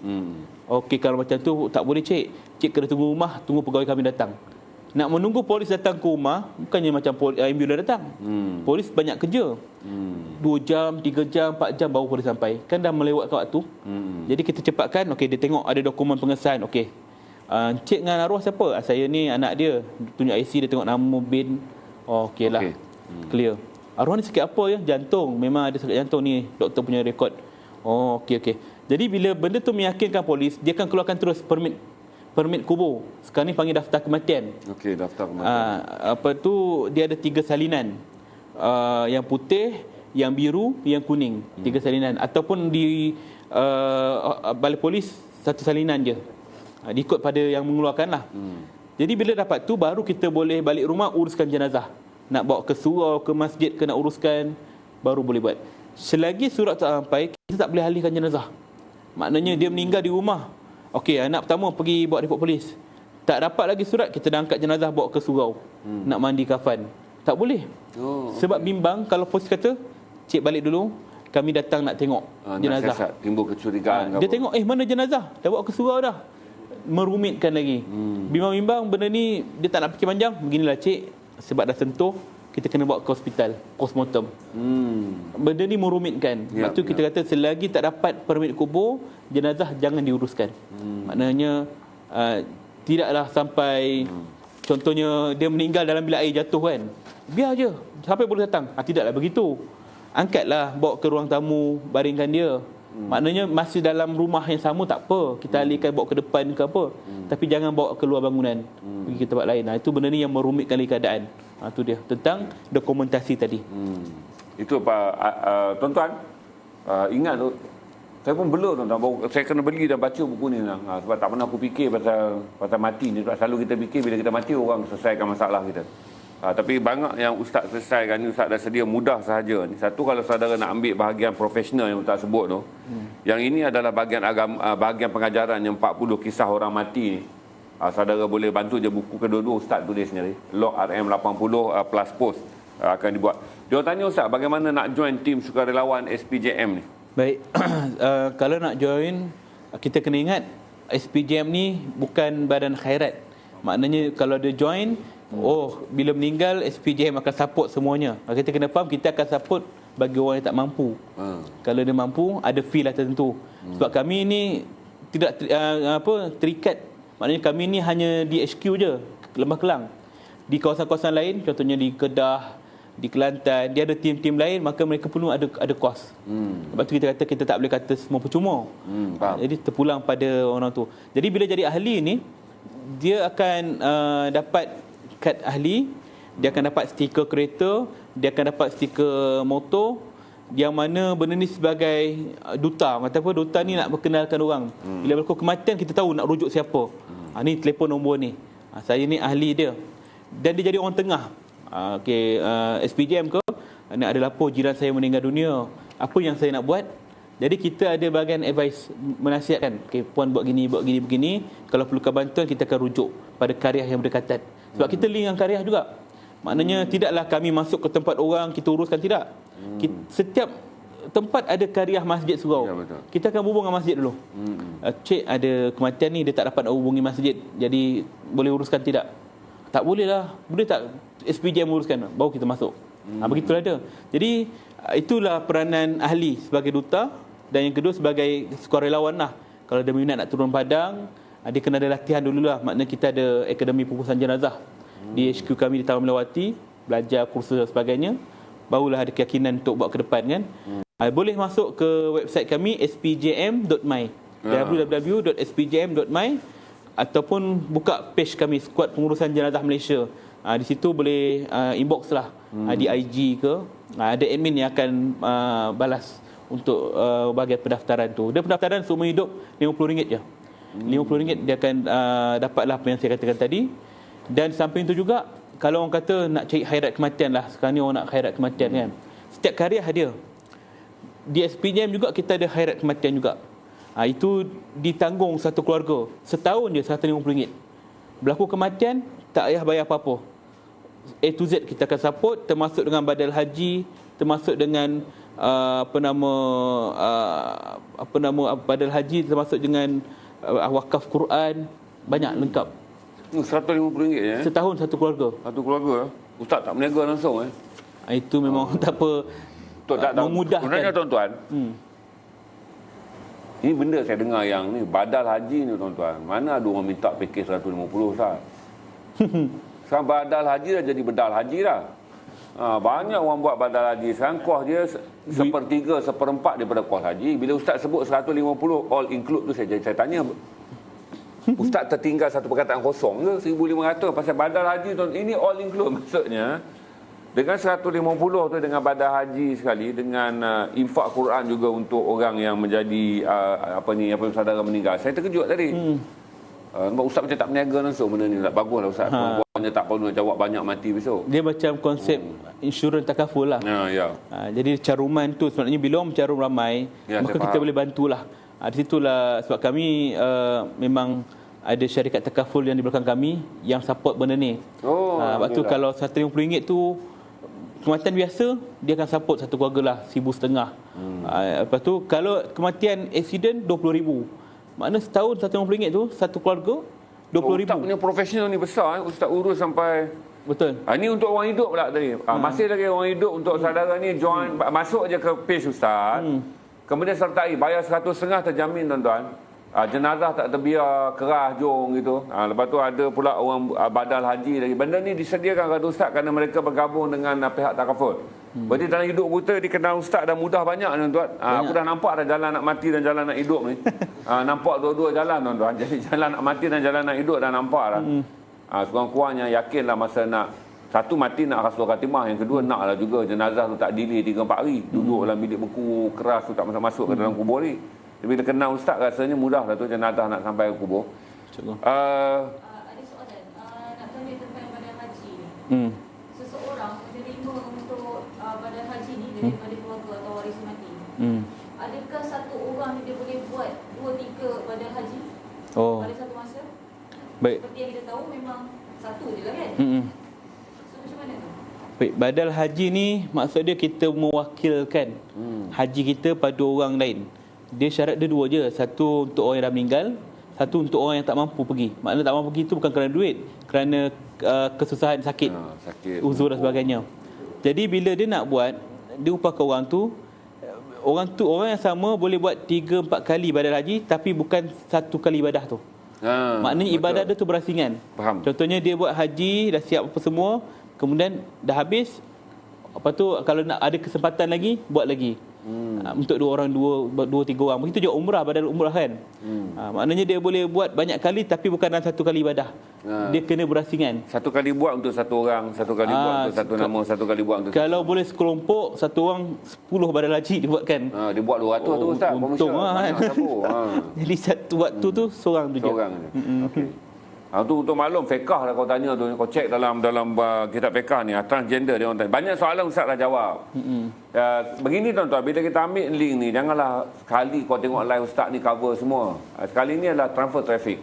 Pergi tadi yang saya kata ke fanpage Ustaz, supaya kau orang boleh tuan-tuan, benda mati ni ikutlah selalu. Jangan dengar sekali lepas tu rasa selesai. Okey? Yang kedua dia orang tanya transgender, tentang orang yang Ubah jantina. ubah jantina. Macam mana Ustaz? Uruskan. Uruskan. Dia maksudnya dia tahu dia lelaki tapi kelaminnya dah pindah jadi perempuan. Macam mana Ustaz uruskan? Dia ada 2 faktor lah. Satu memang dia daripada lahir. Orang panggil dia kunsa. Kunsa ni ada 2 alat kelamin lah. Kita tengok pada waktu hidup. Kita pernah uruskan jenazah kunsa yang ada 2 alat kelamin. Jadi kita tanya waris dia ni hidup macam mana? Memang macam perempuan. Jadi perempuan lah uruskan. Orang perempuan seperti dia nak. Orang perempuan yang uruskan. Maknanya tukar mandi urus perempuan. Begitu juga kalau lelaki kita lah. Kalau bagi transgender yang tukar jantina ni, dia bodah dan sebagainya, ikut hukum diuruskan ikut fitrah dia. Kalau dia lelaki, maka orang lelaki lah uruskan. Walaupun bentuk badan dia macam perempuan. Jadi yang pentingnya tukar mandi tadi, amanah dia. Dia tak boleh mengaibkan si mati. Dia ni macam mana keadaan tempat kemaluan dia tu berai, tak boleh. Benda begini adalah satu benda aib. Kita tak boleh dedahkan tu, amanah dan tanggungjawab tukar mandi. Jadi uruskan macam biasa. Asalkan macam cakap tadi, ratakan air ke seluruh badan, buang najis semua, melengkafan. Sebolehnya tutup aib dia. Jangan kita dedahkan dia, jangan bercerita ke apa semua. Inilah pengurusan jenazah transgender sebenarnya. Sama macam jantina asal dia. Jadi kalau saya kata dalam kesempatan ni mungkin ada banyak soalan. Boleh selain daripada SPJM, boleh tengok page saya sendirilah, Ustaz Rafi Zainal Undertaker. Okey. Itu IG Ustaz Undertaker. Kalau Facebook Ustaz di IG Ustaz Undertaker. Ustaz Kalau Undertaker. di Facebook Ustaz Rafi Zainal Undertaker. Ustaz Rafi Zainal Undertaker. Di situ adalah kesempatan saya untuk semak inbox ke apa kan. Orang tanya dalam inbox tu, kalau ada kesempatan saya akan balas lah. Jadi benda begini, kalau benda tu baru, saya akan jawab melalui forum page tu lah. maknanya orang lain boleh ambil ilmu tu. Ya, faham. Macam pagi tadi saya post tentang pengurusan janin. Janin yang keluar gugur masih dalam kantung. Kalau tengok dalam Facebook saya ada share. Macam mana nak uruskan ni? Ni kes ni berlaku pada satu keluarga, pasangan muda lah, suami isteri. Dia duduk dekat PJ. Jadi bila berlaku kematian anak dia ni, dia simpan sampai 2 hari. Dia kata, saya tak tahu nak uruskan macam mana Ustaz. Saya kalau kes-kes begini, kalau ibu dia direct contact saya fikir satu je, ni mesti anak tak sah taraf, dia gugurkan sendiri. Jadi sebagai langkah berjaga-jaga, saya akan kata dah ada permit kubur. Kalau kata ada, tunjuk kat saya WhatsApp, baru saya akan tuntut jenazah tu. Sebab kalau kita ambil kes tu tanpa ada permit kubur, kita uruskan tanam Subahat dalam apa ni undang-undang. Undang-undang boleh di-charge bawah akta pendaftaran kelahiran kematian 1957. Menyembunyikan kematian. Jadi isu tu pada kita pula kena. Sebab tu saya tak akan uruskan jenazah yang gugur kerana faktor 10 hari, mana sendiri buat tanpa ada permit kubur. Saya katakan ada tak? Ada. Baru saya ke sana, dia kata, Ustaz, saya tak ada duit lah Ustaz, apa nak kena bayar? Tak ada duit, saya bayar lah. Saya ambil sini kat PJ, kita urus semua. Saya ada buat video. Saya kata minta izin pada waris dia, boleh tak saya nak ambil gambar janin ni sebagai tujuan nak share pada orang ilmu ni? Boleh. Saya akan buat lah. Jadi ada panduan dia. Kalau tengok pada page SPJM ataupun Ustaz Rafizan Undertaker, daripada A to Z. Sebenarnya mak ayah boleh buat. Macam mana mudah je mandi janin ni. Mandi je biasa. Kemudian kita balut kain ke bumi. Tak ada solat pun. Ke bumi pula jangan belakang rumah. Sebab nanti takut jadi isu. Kemudian lagi nak gali ke apa kan. Ke bumi kat kubur. Di kubur, tanya orang kubur, ni ada janin tak tolong uruskan. Bawa permit tadi bagi kat dia. Barulah benda tu nampak dia janin tak ke bumi dalam macam banyak tak? Tak perlu. Dia cukup 2 kaki atau 3 kaki. Mengelakkan binatang gali balik. Sebab tu baru ni ada satu viral video dia tanam janin ke tak saya, ataupun anggota badan di atas pusara mak dia. Mak dia dah ke bumi lama dah. Jadi dia gali separuh, dia letak anggota badan tu. Jadi dia kata boleh ke? Boleh. Sebab dia tidak memudaratkan jasad dalam kubur. Kita memanfaatkan tanah di atas tu. Benda tu lagi baiklah, sebab menjimatkan ruang yang lain untuk orang lain. Benda tu sebenarnya kalau kita ada ilmu, insya-Allah benda ni mudah. Okey, panjang tuan-tuan. Banyaklah kalau kita nak buat. Ramai dah bertanya hal-hal fiqah. Saya rasa tak dalam majlis ni tuan-tuan. Kerana Ustaz datang untuk menguruskan jenazah, jadi dah masuk fiqah, saya tak akan ambil soalan tu. Hal-hal yang saudara ada inbox je kat Ustaz. Betul, insya-Allah. Hal-hal kalau jawab pun dia tidak menjadi panduan kepada umum kerana soalan tu agak peribadi. Berapa kita ada log ni malam ni? Okey, setakat ni infak ada 31. Alhamdulillah. Buku ada 13. Alhamdulillah. Post 3. Okey, post 3. Terima kasih. Infak yang banyak. Bagus. Dia orang infak buku atau infak ni? Alhamdulillah tuan-tuan. Bila tuan-tuan mudahkan orang untuk dikebumikan, saya insya-Allah kita mati besok pun mudah untuk urusan kita. Sebenarnya itulah kelebihan bila kita ada niat mudahkan untuk orang tuan-tuan. Niat tu akan balik pada kita je. InsyaAllah untuk kita mudah. Yang penting tu kita fikir mati ni Ustaz, yang paling penting kita kena fikir tu Ustaz. Betul. Allah terdilir mayat 6-7 hari nampak sangat Ustaz. Bumi menyampah nak terima kan. Tu saya pun jaga-jaga tuan-tuan, ni pesanan bahawa jangan cantik masa hidup je tuan-tuan. Masa mati tu tak cantik. Atas dunia balut jin semua lawa-lawa tuan-tuan. Dah sekali nak masuk kain 150 jadi susah. Itu jadi ambil iktibar tuan-tuan. Boleh pakai jin ribu-ribu lah, sekali kain jenazah tak boleh jumpa kita bila kita dah jadi jenazah. Ada aral dia, jangan sampai macam tu. Saya ucap Undertaker. Dia orang tanya macam mana Ustaz dapat Undertaker. Yang saya tahu Undertaker adalah wrestling. Siapa yang kuat tengok wrestling tu akan tahu gelaran Undertaker. Sebab saya ada lesen untuk pengawitan mayat. Untuk pengawitan mayat, yang mana pengawitan mayat ni biasanya non-Muslim. Dia tidak ada, berlaku kematian hari ni, dia tak simpan terus ke bumi terus macam kita. Dia akan simpan seminggu ataupun 3 hari kemudian. Jadi untuk mengelakkan mayat ni reput, dia kena awet mayat tu. Tu kaedah tu embalming, nama embalming. Dan orang Islam kita tak banyak ada skill ni. Dan saya yang ada lesen, saya ambil di Filipina. Saya masuk college, satu college di Manila, Filipina. Nama saya punya sijil Diploma Science in Embalming and Undertaker. Yang mana selain Saya apa kan Ustaz? Ustaz pegang. ni senjata Undertaker saya kata tu. Okey. Jadi yang mana kalau jenazah Ustaz benda ni dah pernah pakai dah? tak. Ini untuk tunjuk okey. Pertunjukan je lah. Tak pernah sentuh jenazah. Ini untuk demo je tuan. Kalau mayat baby umur 8 bulan meninggal, macam mana dikumikan ni? Macam biasa ke atau macam mana? 8 bulan kalau meninggal tadi. Saya jawab tu dulu lah. Okey. Kalau meninggal 8 bulan keluar perut, maknanya meninggal dalam perut, macam biasa kita mandi, kita kafan. Kalau dia meninggal dalam perut, tak wajib solat. Maknanya meninggal dalam perut. Kalau dia meninggal dia sempat hidup, maka wajib solat. Itu pun ada juga khilaf, katanya kalau atas 6 bulan dalam perut kita solat jugalah. Maka benda ni tak ada masalah lah, selagi cukup sifat nak solat lah. Tapi kalau dia hidup, maknanya 8 bulan dah umur dia, betul meninggal. Macam biasalah, mandi, solat, mandi, kafan, solat dan ke bumi. Ke bumi macam biasa, tidak ada talqin ke apa ke, sebab dia tak ada dosa apa pun. Jelas tuan-tuan kata kalau dalam perut ada pandangan khilaf. 8 bulan kandungannya tu ada khilaf. Sebahagian kata dah cukup sifat kita mandi kita ni, dan satu lagi kata tak payah. Okey, yang kalau hidup jangan pula kau pergi tanam macam janin. Kalau hidup kena ikut semuanya, cuma oleh kerana dia belum berdosa tak perlulah ada talqin ke apa. Okay. Ke bumi macam biasa, nak doa tu pun doa untuk yang hidup je lah, doa selamat sebagainya kan. Balik pada yang ni, confirm Ustaz ni belum pernah pakai, belum pernah jenazah. Okay. Ini masih fresh lagi ni. Fresh. Ini untuk demo tuan. Nama jurusan yang saya ambil tu, ni diploma kedua saya lah.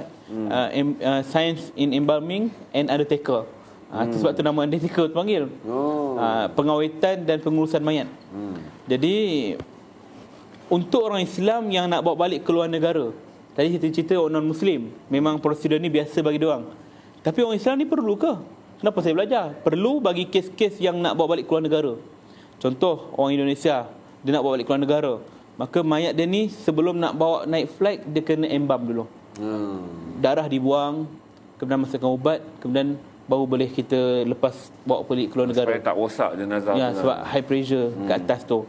Bagi kes-kes dekat, contohnya Indonesia, Bangladesh, yang dekat-dekat penerbangan tak jauh ni, hanya injection. Injection ni maknanya ubat tu kita masuk melalui badan tertentu dalam jumlah 5 liter. Tu namanya formalin. Ubat pengawet tu. Biasa kalau kita beli ikan kat pasar yang segar tu kan, itu kerana pengawet lah tu, nampak macam segar. Melambatkan proses perebutan tadi. Tapi kalau kes-kes yang nak bawa ke luar negara jauh, meninggal di Malaysia, nak bawa balik ke Australia, nak bawa balik ke barat sama, jadi inilah peralatan dia. Ataupun rakyat Malaysia yang meninggal di luar negara, dia tak kisahlah dekat ke jauh, inilah alatan dia. Lepas tu saya nasihatkan, mana-mana orang kita meninggal, ke bumi di mana dia meninggal, tak payah bawa balik. Betul. Sebab memang menyakitkan. Prosedur dia kalau saya dapat ceritakan, mula-mula sekali mayat ini akan dibersihkan dulu, kemudian ditoreh kulit dia ni ada 3 tempat, sama ada di bahagian leher dia ni, atau di bahagian lengan dia ni, atau di bahagian atas ari-ari dia. Artery untuk dapatkan pendarahan. Untuk dapatkan 2 urat artery dan juga vein. Okey. Di sinilah kawasan yang biasa orang dialisis, cuci darah. Jadi biasanya famous kat bahagian ari-ari ni. Kita akan potong sampai dapat 2 urat tadi, kita congkak keluar, kita hiris perlahan, kemudian bahagian yang artery tadi kita masukkan satu tube. Inilah tube dia. Ada tube dia. Okey. Yang mana Allah selamat. Sebab belum pakai tak apa Ustaz. Belum pakai tak apa, boleh sentuh, nyisau. Kita akan toreh dia guna ni semua sampai dapat, kita akan masukkan pipe untuk masukkan ubat. Ubat artery tadi. Ya. Artery tadi akan masuk 12 liter. Ubat tadi, formalin tadi 12 liter. Dalam masa ubat tu masuk, kita akan toreh satu lagi urat, vein. Vein ni akan mengeluarkan darah. Ganti ya. Ganti. Dalam badan kita ni ada 70% cecair. Dia akan dibuang keluar melalui pada pipe tadi. Bila dah keluar, ubat masuk. Sebab darah ni yang menyebabkan proses perebutan tadi dan busuk. Dan ubat masuk dalam tempoh dalam 1 hingga 2 jam. Itu normal. Bila ubat tu masuk, dia akan menyerap ke dalam badan, dia akan mengeraskan badan. Maknanya tidaklah lembut macam ni, keras. Kemudian di situlah saya diajar untuk membentukkan senyuman mayat. Lepas tu kalau kita tengok jenazah bukan Islam, elok je senyum. Ini husnul khotimah ke ni kan? Tapi bukan sebab tu. Kerana faktor ubat tadi. Jadi dibentukkan senyuman, kemudian barulah dia automatik akan keras. Tersenyumlah mayat tu. Dah selesai part tu, ubat dah masuk, darah dah keluar, barulah kita gunakan satu besi ni. Troka nama dia. Di hujung troka ni ada lubang-lubang. Yang ni tempat untuk menebuk perut. Di bahagian perut, di hujung dia ni ada satu lubang, ada satu batang pipe yang akan disambung dengan vacuum yang akan menyedut keluar segala organ-organ dalam badan. Limpa, jantung, hati, paru, perut, usus, pundi kencing, semuanya akan dihancurkan. Dijolok melalui satu lubang. Inilah namanya troka, yang mana tujuan dia ialah untuk menyedut segala kaviti, organ-organ yang hancur ni ke dalam ni. Sedut, sebab dalam organ-organ ni dah ada darah. Ni bahagian tajam ni akan pecah kan, lepas tu dia hancur, benda tu disedut keluar dalam lubang kecil ni. Okay. Dia akan buat sehingga bunyi tu kita tahu dah habis ke tidak. Macam kita minum air, teh ais dalam cawan. Air dah habis, tinggal ais saja. Krok bunyi kan. Itulah menandakan bahawa okey, bahagian tu dah settle. Cucuk bahagian lain pula. Dia tunjuk. Benda ni menyakitkan. Memang kita buat ni pun memang hati kering lah. Kerana undertaker je boleh buat kan. Jadi benda begini tak ada orang tahu. Tak semua orang tahu. Lepas tu Ustaz nak advice di mana jenazah meninggal kalau jauh, situlah ke bumi. Tak payahlah kita katakan nak bawa balik. Kampung halaman, senang raya boleh pergi melawat. Macam tu juga saya kata, macam baru ni viral tahun lepas, aku tak silap saya, satu orang warga kita meninggal di Australia, nak bawa balik, perlukan jumlah tertentu.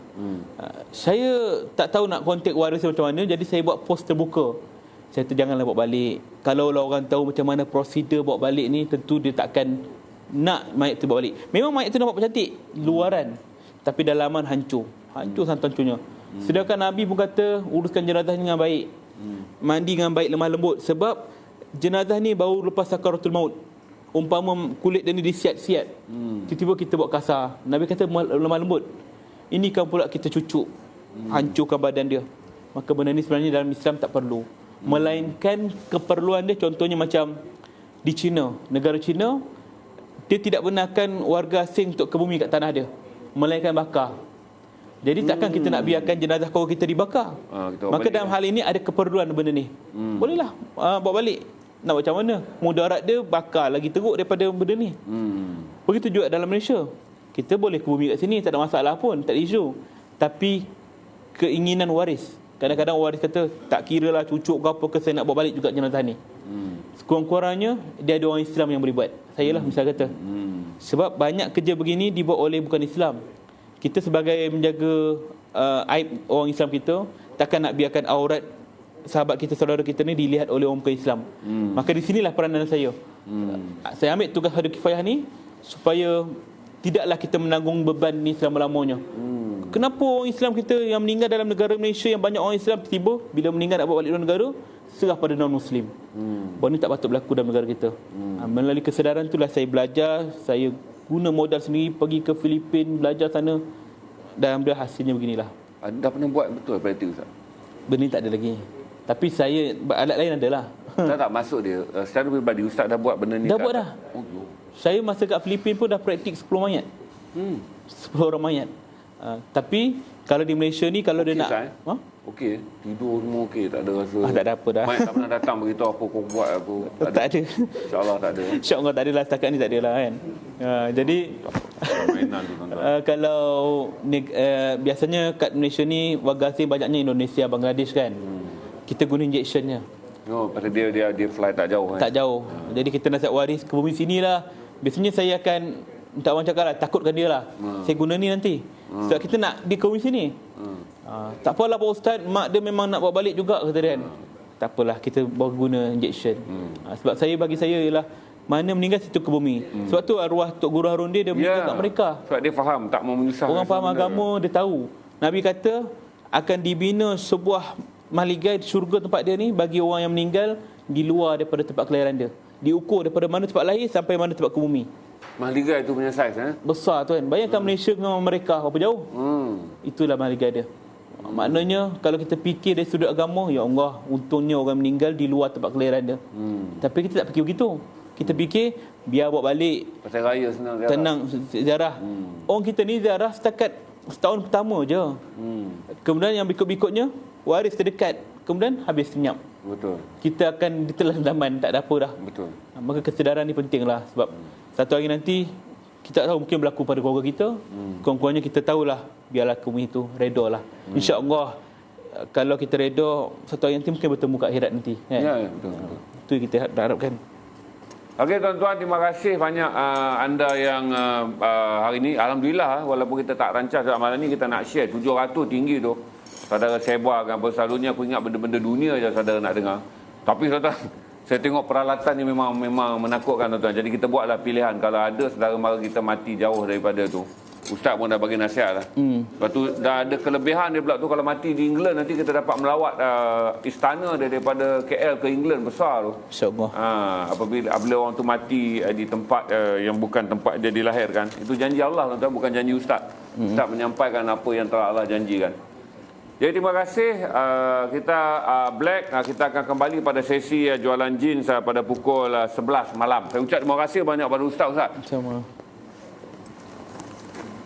Jadi banyak pula aku fikir tentang mati ni dari segi prosesnya. Dulu duk fikir mati ni mani kapannya. Mani kapan. Saya banyak tahu ya. Saya ucap supaya Ustaz terus berjaya. Allah mudahkan jalan untuk Ustaz. Tak banyak orang macam Ustaz nak buat kerja ni Ustaz. InsyaAllah. Sebab saya selalu fikir gitu Ustaz. Berarti dalam hidup ni tuan-tuan, banyak perkara baik kita boleh sembang. Tapi nak buat tu, benda baik ni pun sembang kencang boleh banyak tuan-tuan. Kita boleh sembang je kencang buat amal baik ni, tapi nak jadikan dia perbuatan itu susah. Tu Ustaz bawa geng dia pun malam ni saya tengok geng dia tu, kalau dia aku bagi gitar jadi band macam Flow 88 je geng dia. Tapi alhamdulillah kerana akhirnya inilah orang yang menjalankan kerja agama, yang menguruskan segala jenazah dan sampai ke level Ustaz COVID-19. Rupanya dia pula ni tak masuk pasal dia tak pernah pakai atas jenazah, aku berani pegang lah. So aku masih ada fikiran lama, tak buang lagi apa. Dia kena pergi guru Ustaz nak buang ni pasal badi jenazah apa semua tentang jenazah, jauhkan diri. Ni Ustaz sampai boleh buat apa yang saya kata Ustaz belajar hanya kerana fardu kifayahnya itu, supaya tidaklah mayat orang Islam tu diproses oleh orang bukan Islam. Bila sampai ke proses ni kita panggil apa Ustaz? Embalming. Embalming. Okey. Itulah. Embalming boleh mati dan senyum tuan-tuan. Jadi kau jangan ingat semua mayat tu Husnul Khatimah kerana embalming boleh mati dan senyum. Okey tak, terima kasih banyak Satu lagi. Satu soalan lagi. Dia kata kubur tu elok tak pasang Tile. Hiasan-hiasan kubur yang dah diperdebatkan ni. Okey. Tentang kubur ni, memang asalnya tanah saja. Nasihat Nabi tinggikan sejengkal. Saya tahu itu tanah kubur. Tapi kita tahu lama-lama kubur ni dia akan mendap. Dia akan rata. Biasanya kalau kubur-kubur di kampung yang tidak ada kepuk, dia akan rata kat tanah sehingga orang terlanggar. Itu kubur lah kata orang. Ya ke kubur? Tengok ada satu batu tercacak. Oh betul. Jadi ini menyebabkan orang keliru dan bimbang, orang akan gali balik. Tergali balik. Tergali balik. Takut tak ada tanah kot, tak ada mayat kot, sekali nampak tulang kan. Jadi benda ni lah menyebabkan harus boleh buat kepuk. Tapi jangan bermegahan, sesuai dengan keadaan. Contohnya macam kita tengok di KL Ratus Sakinah, dia seragamkan. Maknanya kebenarannya hanya sekadar tu je. Kita tu je lah. Janganlah kita buat sampai ada macam dulu pagar. Benda ni tak perlu. Batu-batu mahal. Ni lebih kepada nak bermewah-mewahan. Memang nampak di atas cantik, tapi di bawah belum tentu lagi. Jadi benda macam ni lah kita patutnya ada kesedaran. Duit kalau ada banyak sekalipun, jangan kata tak apalah mak aku, biarlah cantik. Baik kita infakkan. Itu lagi perlu pada dia. Daripada kita buat cantik, sekadar cukup. Letak batu-batu sungai, pokok sikit. Sebab benda ni insya-Allah mungkin dapat membantu dia berzikir dan sebagainya, menyejukkan kubur dia kan, mengikut pandangan setengah ulama. Tapi dalam hal yang lain jangan terlalu bermewah-mewahan. Betul. Itu juga. Saya lupa nak sebut tentang ni. Meja kafan ni portable. Inilah satu tempat yang mudah alih. Saya bawa ni guna MPV Izora je. Biasanya orang kata kampung-kampung nak bawa bekas besar-besar nak mandi kan. Benda macam ni pun simple dah. Saya buat benda ni atas customize saya sendiri. Untuk kes-kes contohnya dalam musim PKP ni, bila berlaku kematian, keluarga tak boleh pergi ke masjid ramai-ramai berkumpul. Dia nak mandikan jenazah tapi terhad pula isteri, anak-anak semua. Maka kita bawa benda ni mandi di rumah sendiri. Di dapur ke, di ruang tamu ke, boleh. Dia ada saluran pipe terus ke bilik air. Maknanya air tu tak adalah keluar jatuh bawah. Jadi ada saluran dia. Mana benda ni saya buat sampai ke rumah flat, rumah bangsa 4 tingkat ke apa. Mana di rumah, macam mana kita mandikan jenazah biasa, kafan bawa turun jenazah. Jadi benda begini praktikal lah. Mandi kafan mudah alih, portable kan. Jadi satu lagi saya nak kongsikan apa tujuan saya, orang tanyalah kenapa saya buat pengurusan jenazah kan. Sebab saya fikir ini satu lubuk saham yang mudah sama akhirat. Sebab saya sendiri dari segi amalan mungkin orang kata apa, kita tak mampu nak bangun tahajud setiap malam, hafal Quran sampai 30 juzuk, zikir-zikir harian. Jadi cari satu amalan, sekurang-kurangnya ada benda yang kita boleh bawa. Nabi kata barang siapa yang solat jenazah dapat pahala 1 qiraat. Barang siapa yang mengiringi jenazah ke kubur, pahala 1 qiraat. 2 qiraat di situ. Sahabat tanya, ya Rasulullah, qiraat tu macam mana? Qiraat tu pahala sebesar Bukit Uhud. Bukit Uhud tu besar. Ya. Itu untuk pahala solat jenazah dan pahala untuk orang mengiringi jenazah. Makna dua benda tu mudah je. Bukannya angkat lagi, mengiringi je, ikut. Apatah lagi kalau orang yang buat benda yang lagi payah daripada tu. Memandikan. Tunjuk muka pun semua betul lah Ustaz. Ya, tunjuk muka pun 1 qiraat. Ya, 1 qiraat. Alhamdulillah. Apatah lagi kalau mandi kafan, tolong turunkan jenazah kambuh sana, pahala lagi besar. Lubuk benda ni banyak orang tinggalkan sebab orang takut kata badi mayat tadi. Tapi sebenarnya benda banyak ni mitos sangat Ustaz. Benda macam ni satunya lubuk pahala yang besar sangat. Yang kedua menghidupkan hati kita yang mati tadi. Ya, insya-Allah tu yang saya rasa hati mati tuan-tuan. Allah Akbar. Okey, tak ada soalan lagi dah Terima kasih semua yang log malam ni kerana ini satu sesi yang betul-betul saya panggil sesi kita tak kejar barang dunia dan log. Semua saudara beli ni akan mengingatkan kita tentang mati. Yang mana saudara infak pun akan digunakan untuk skuad pengurusan jenazah Malaysia menguruskan orang yang telah kembali ke rahmatullah. Saya ucap terima kasih, semua ucap terima kasih banyak pada Ustaz Undertaker. Alhamdulillah. Terima kasih pada 700 yang menonton. Terima kasih dan 800 tu kira bagus tu. Moga tuan-tuan kita tak pilihkan kuantiti, dia pilihkan kualiti. Sebab 10, 15, 20 daripada orang besok tuan-tuan ambil benda ni dengan kemudiannya ada yang menjadi mandi jenazah, ada yang kemudiannya menjadi kuat ustaz. Dapatlah juga saya sikit saham dia. InsyaAllah. Tapi saya takkan berani Ustaz. Saya memang sangat kena cuba sekali sangat takut. Saya berani hanya jenazah ayah saja setakat ni. Kawan-kawan punya jenazah pun saya tak berani tengok. Saya tak tahu sama ada saya takut ataupun saya akan mudah bersedih, tak pernah test. Jadi dengan itu saya mengucapkan ribuan terima kasih. Assalamualaikum warahmatullahi wabarakatuh. Kita jumpa selepas ini dalam sesi jin.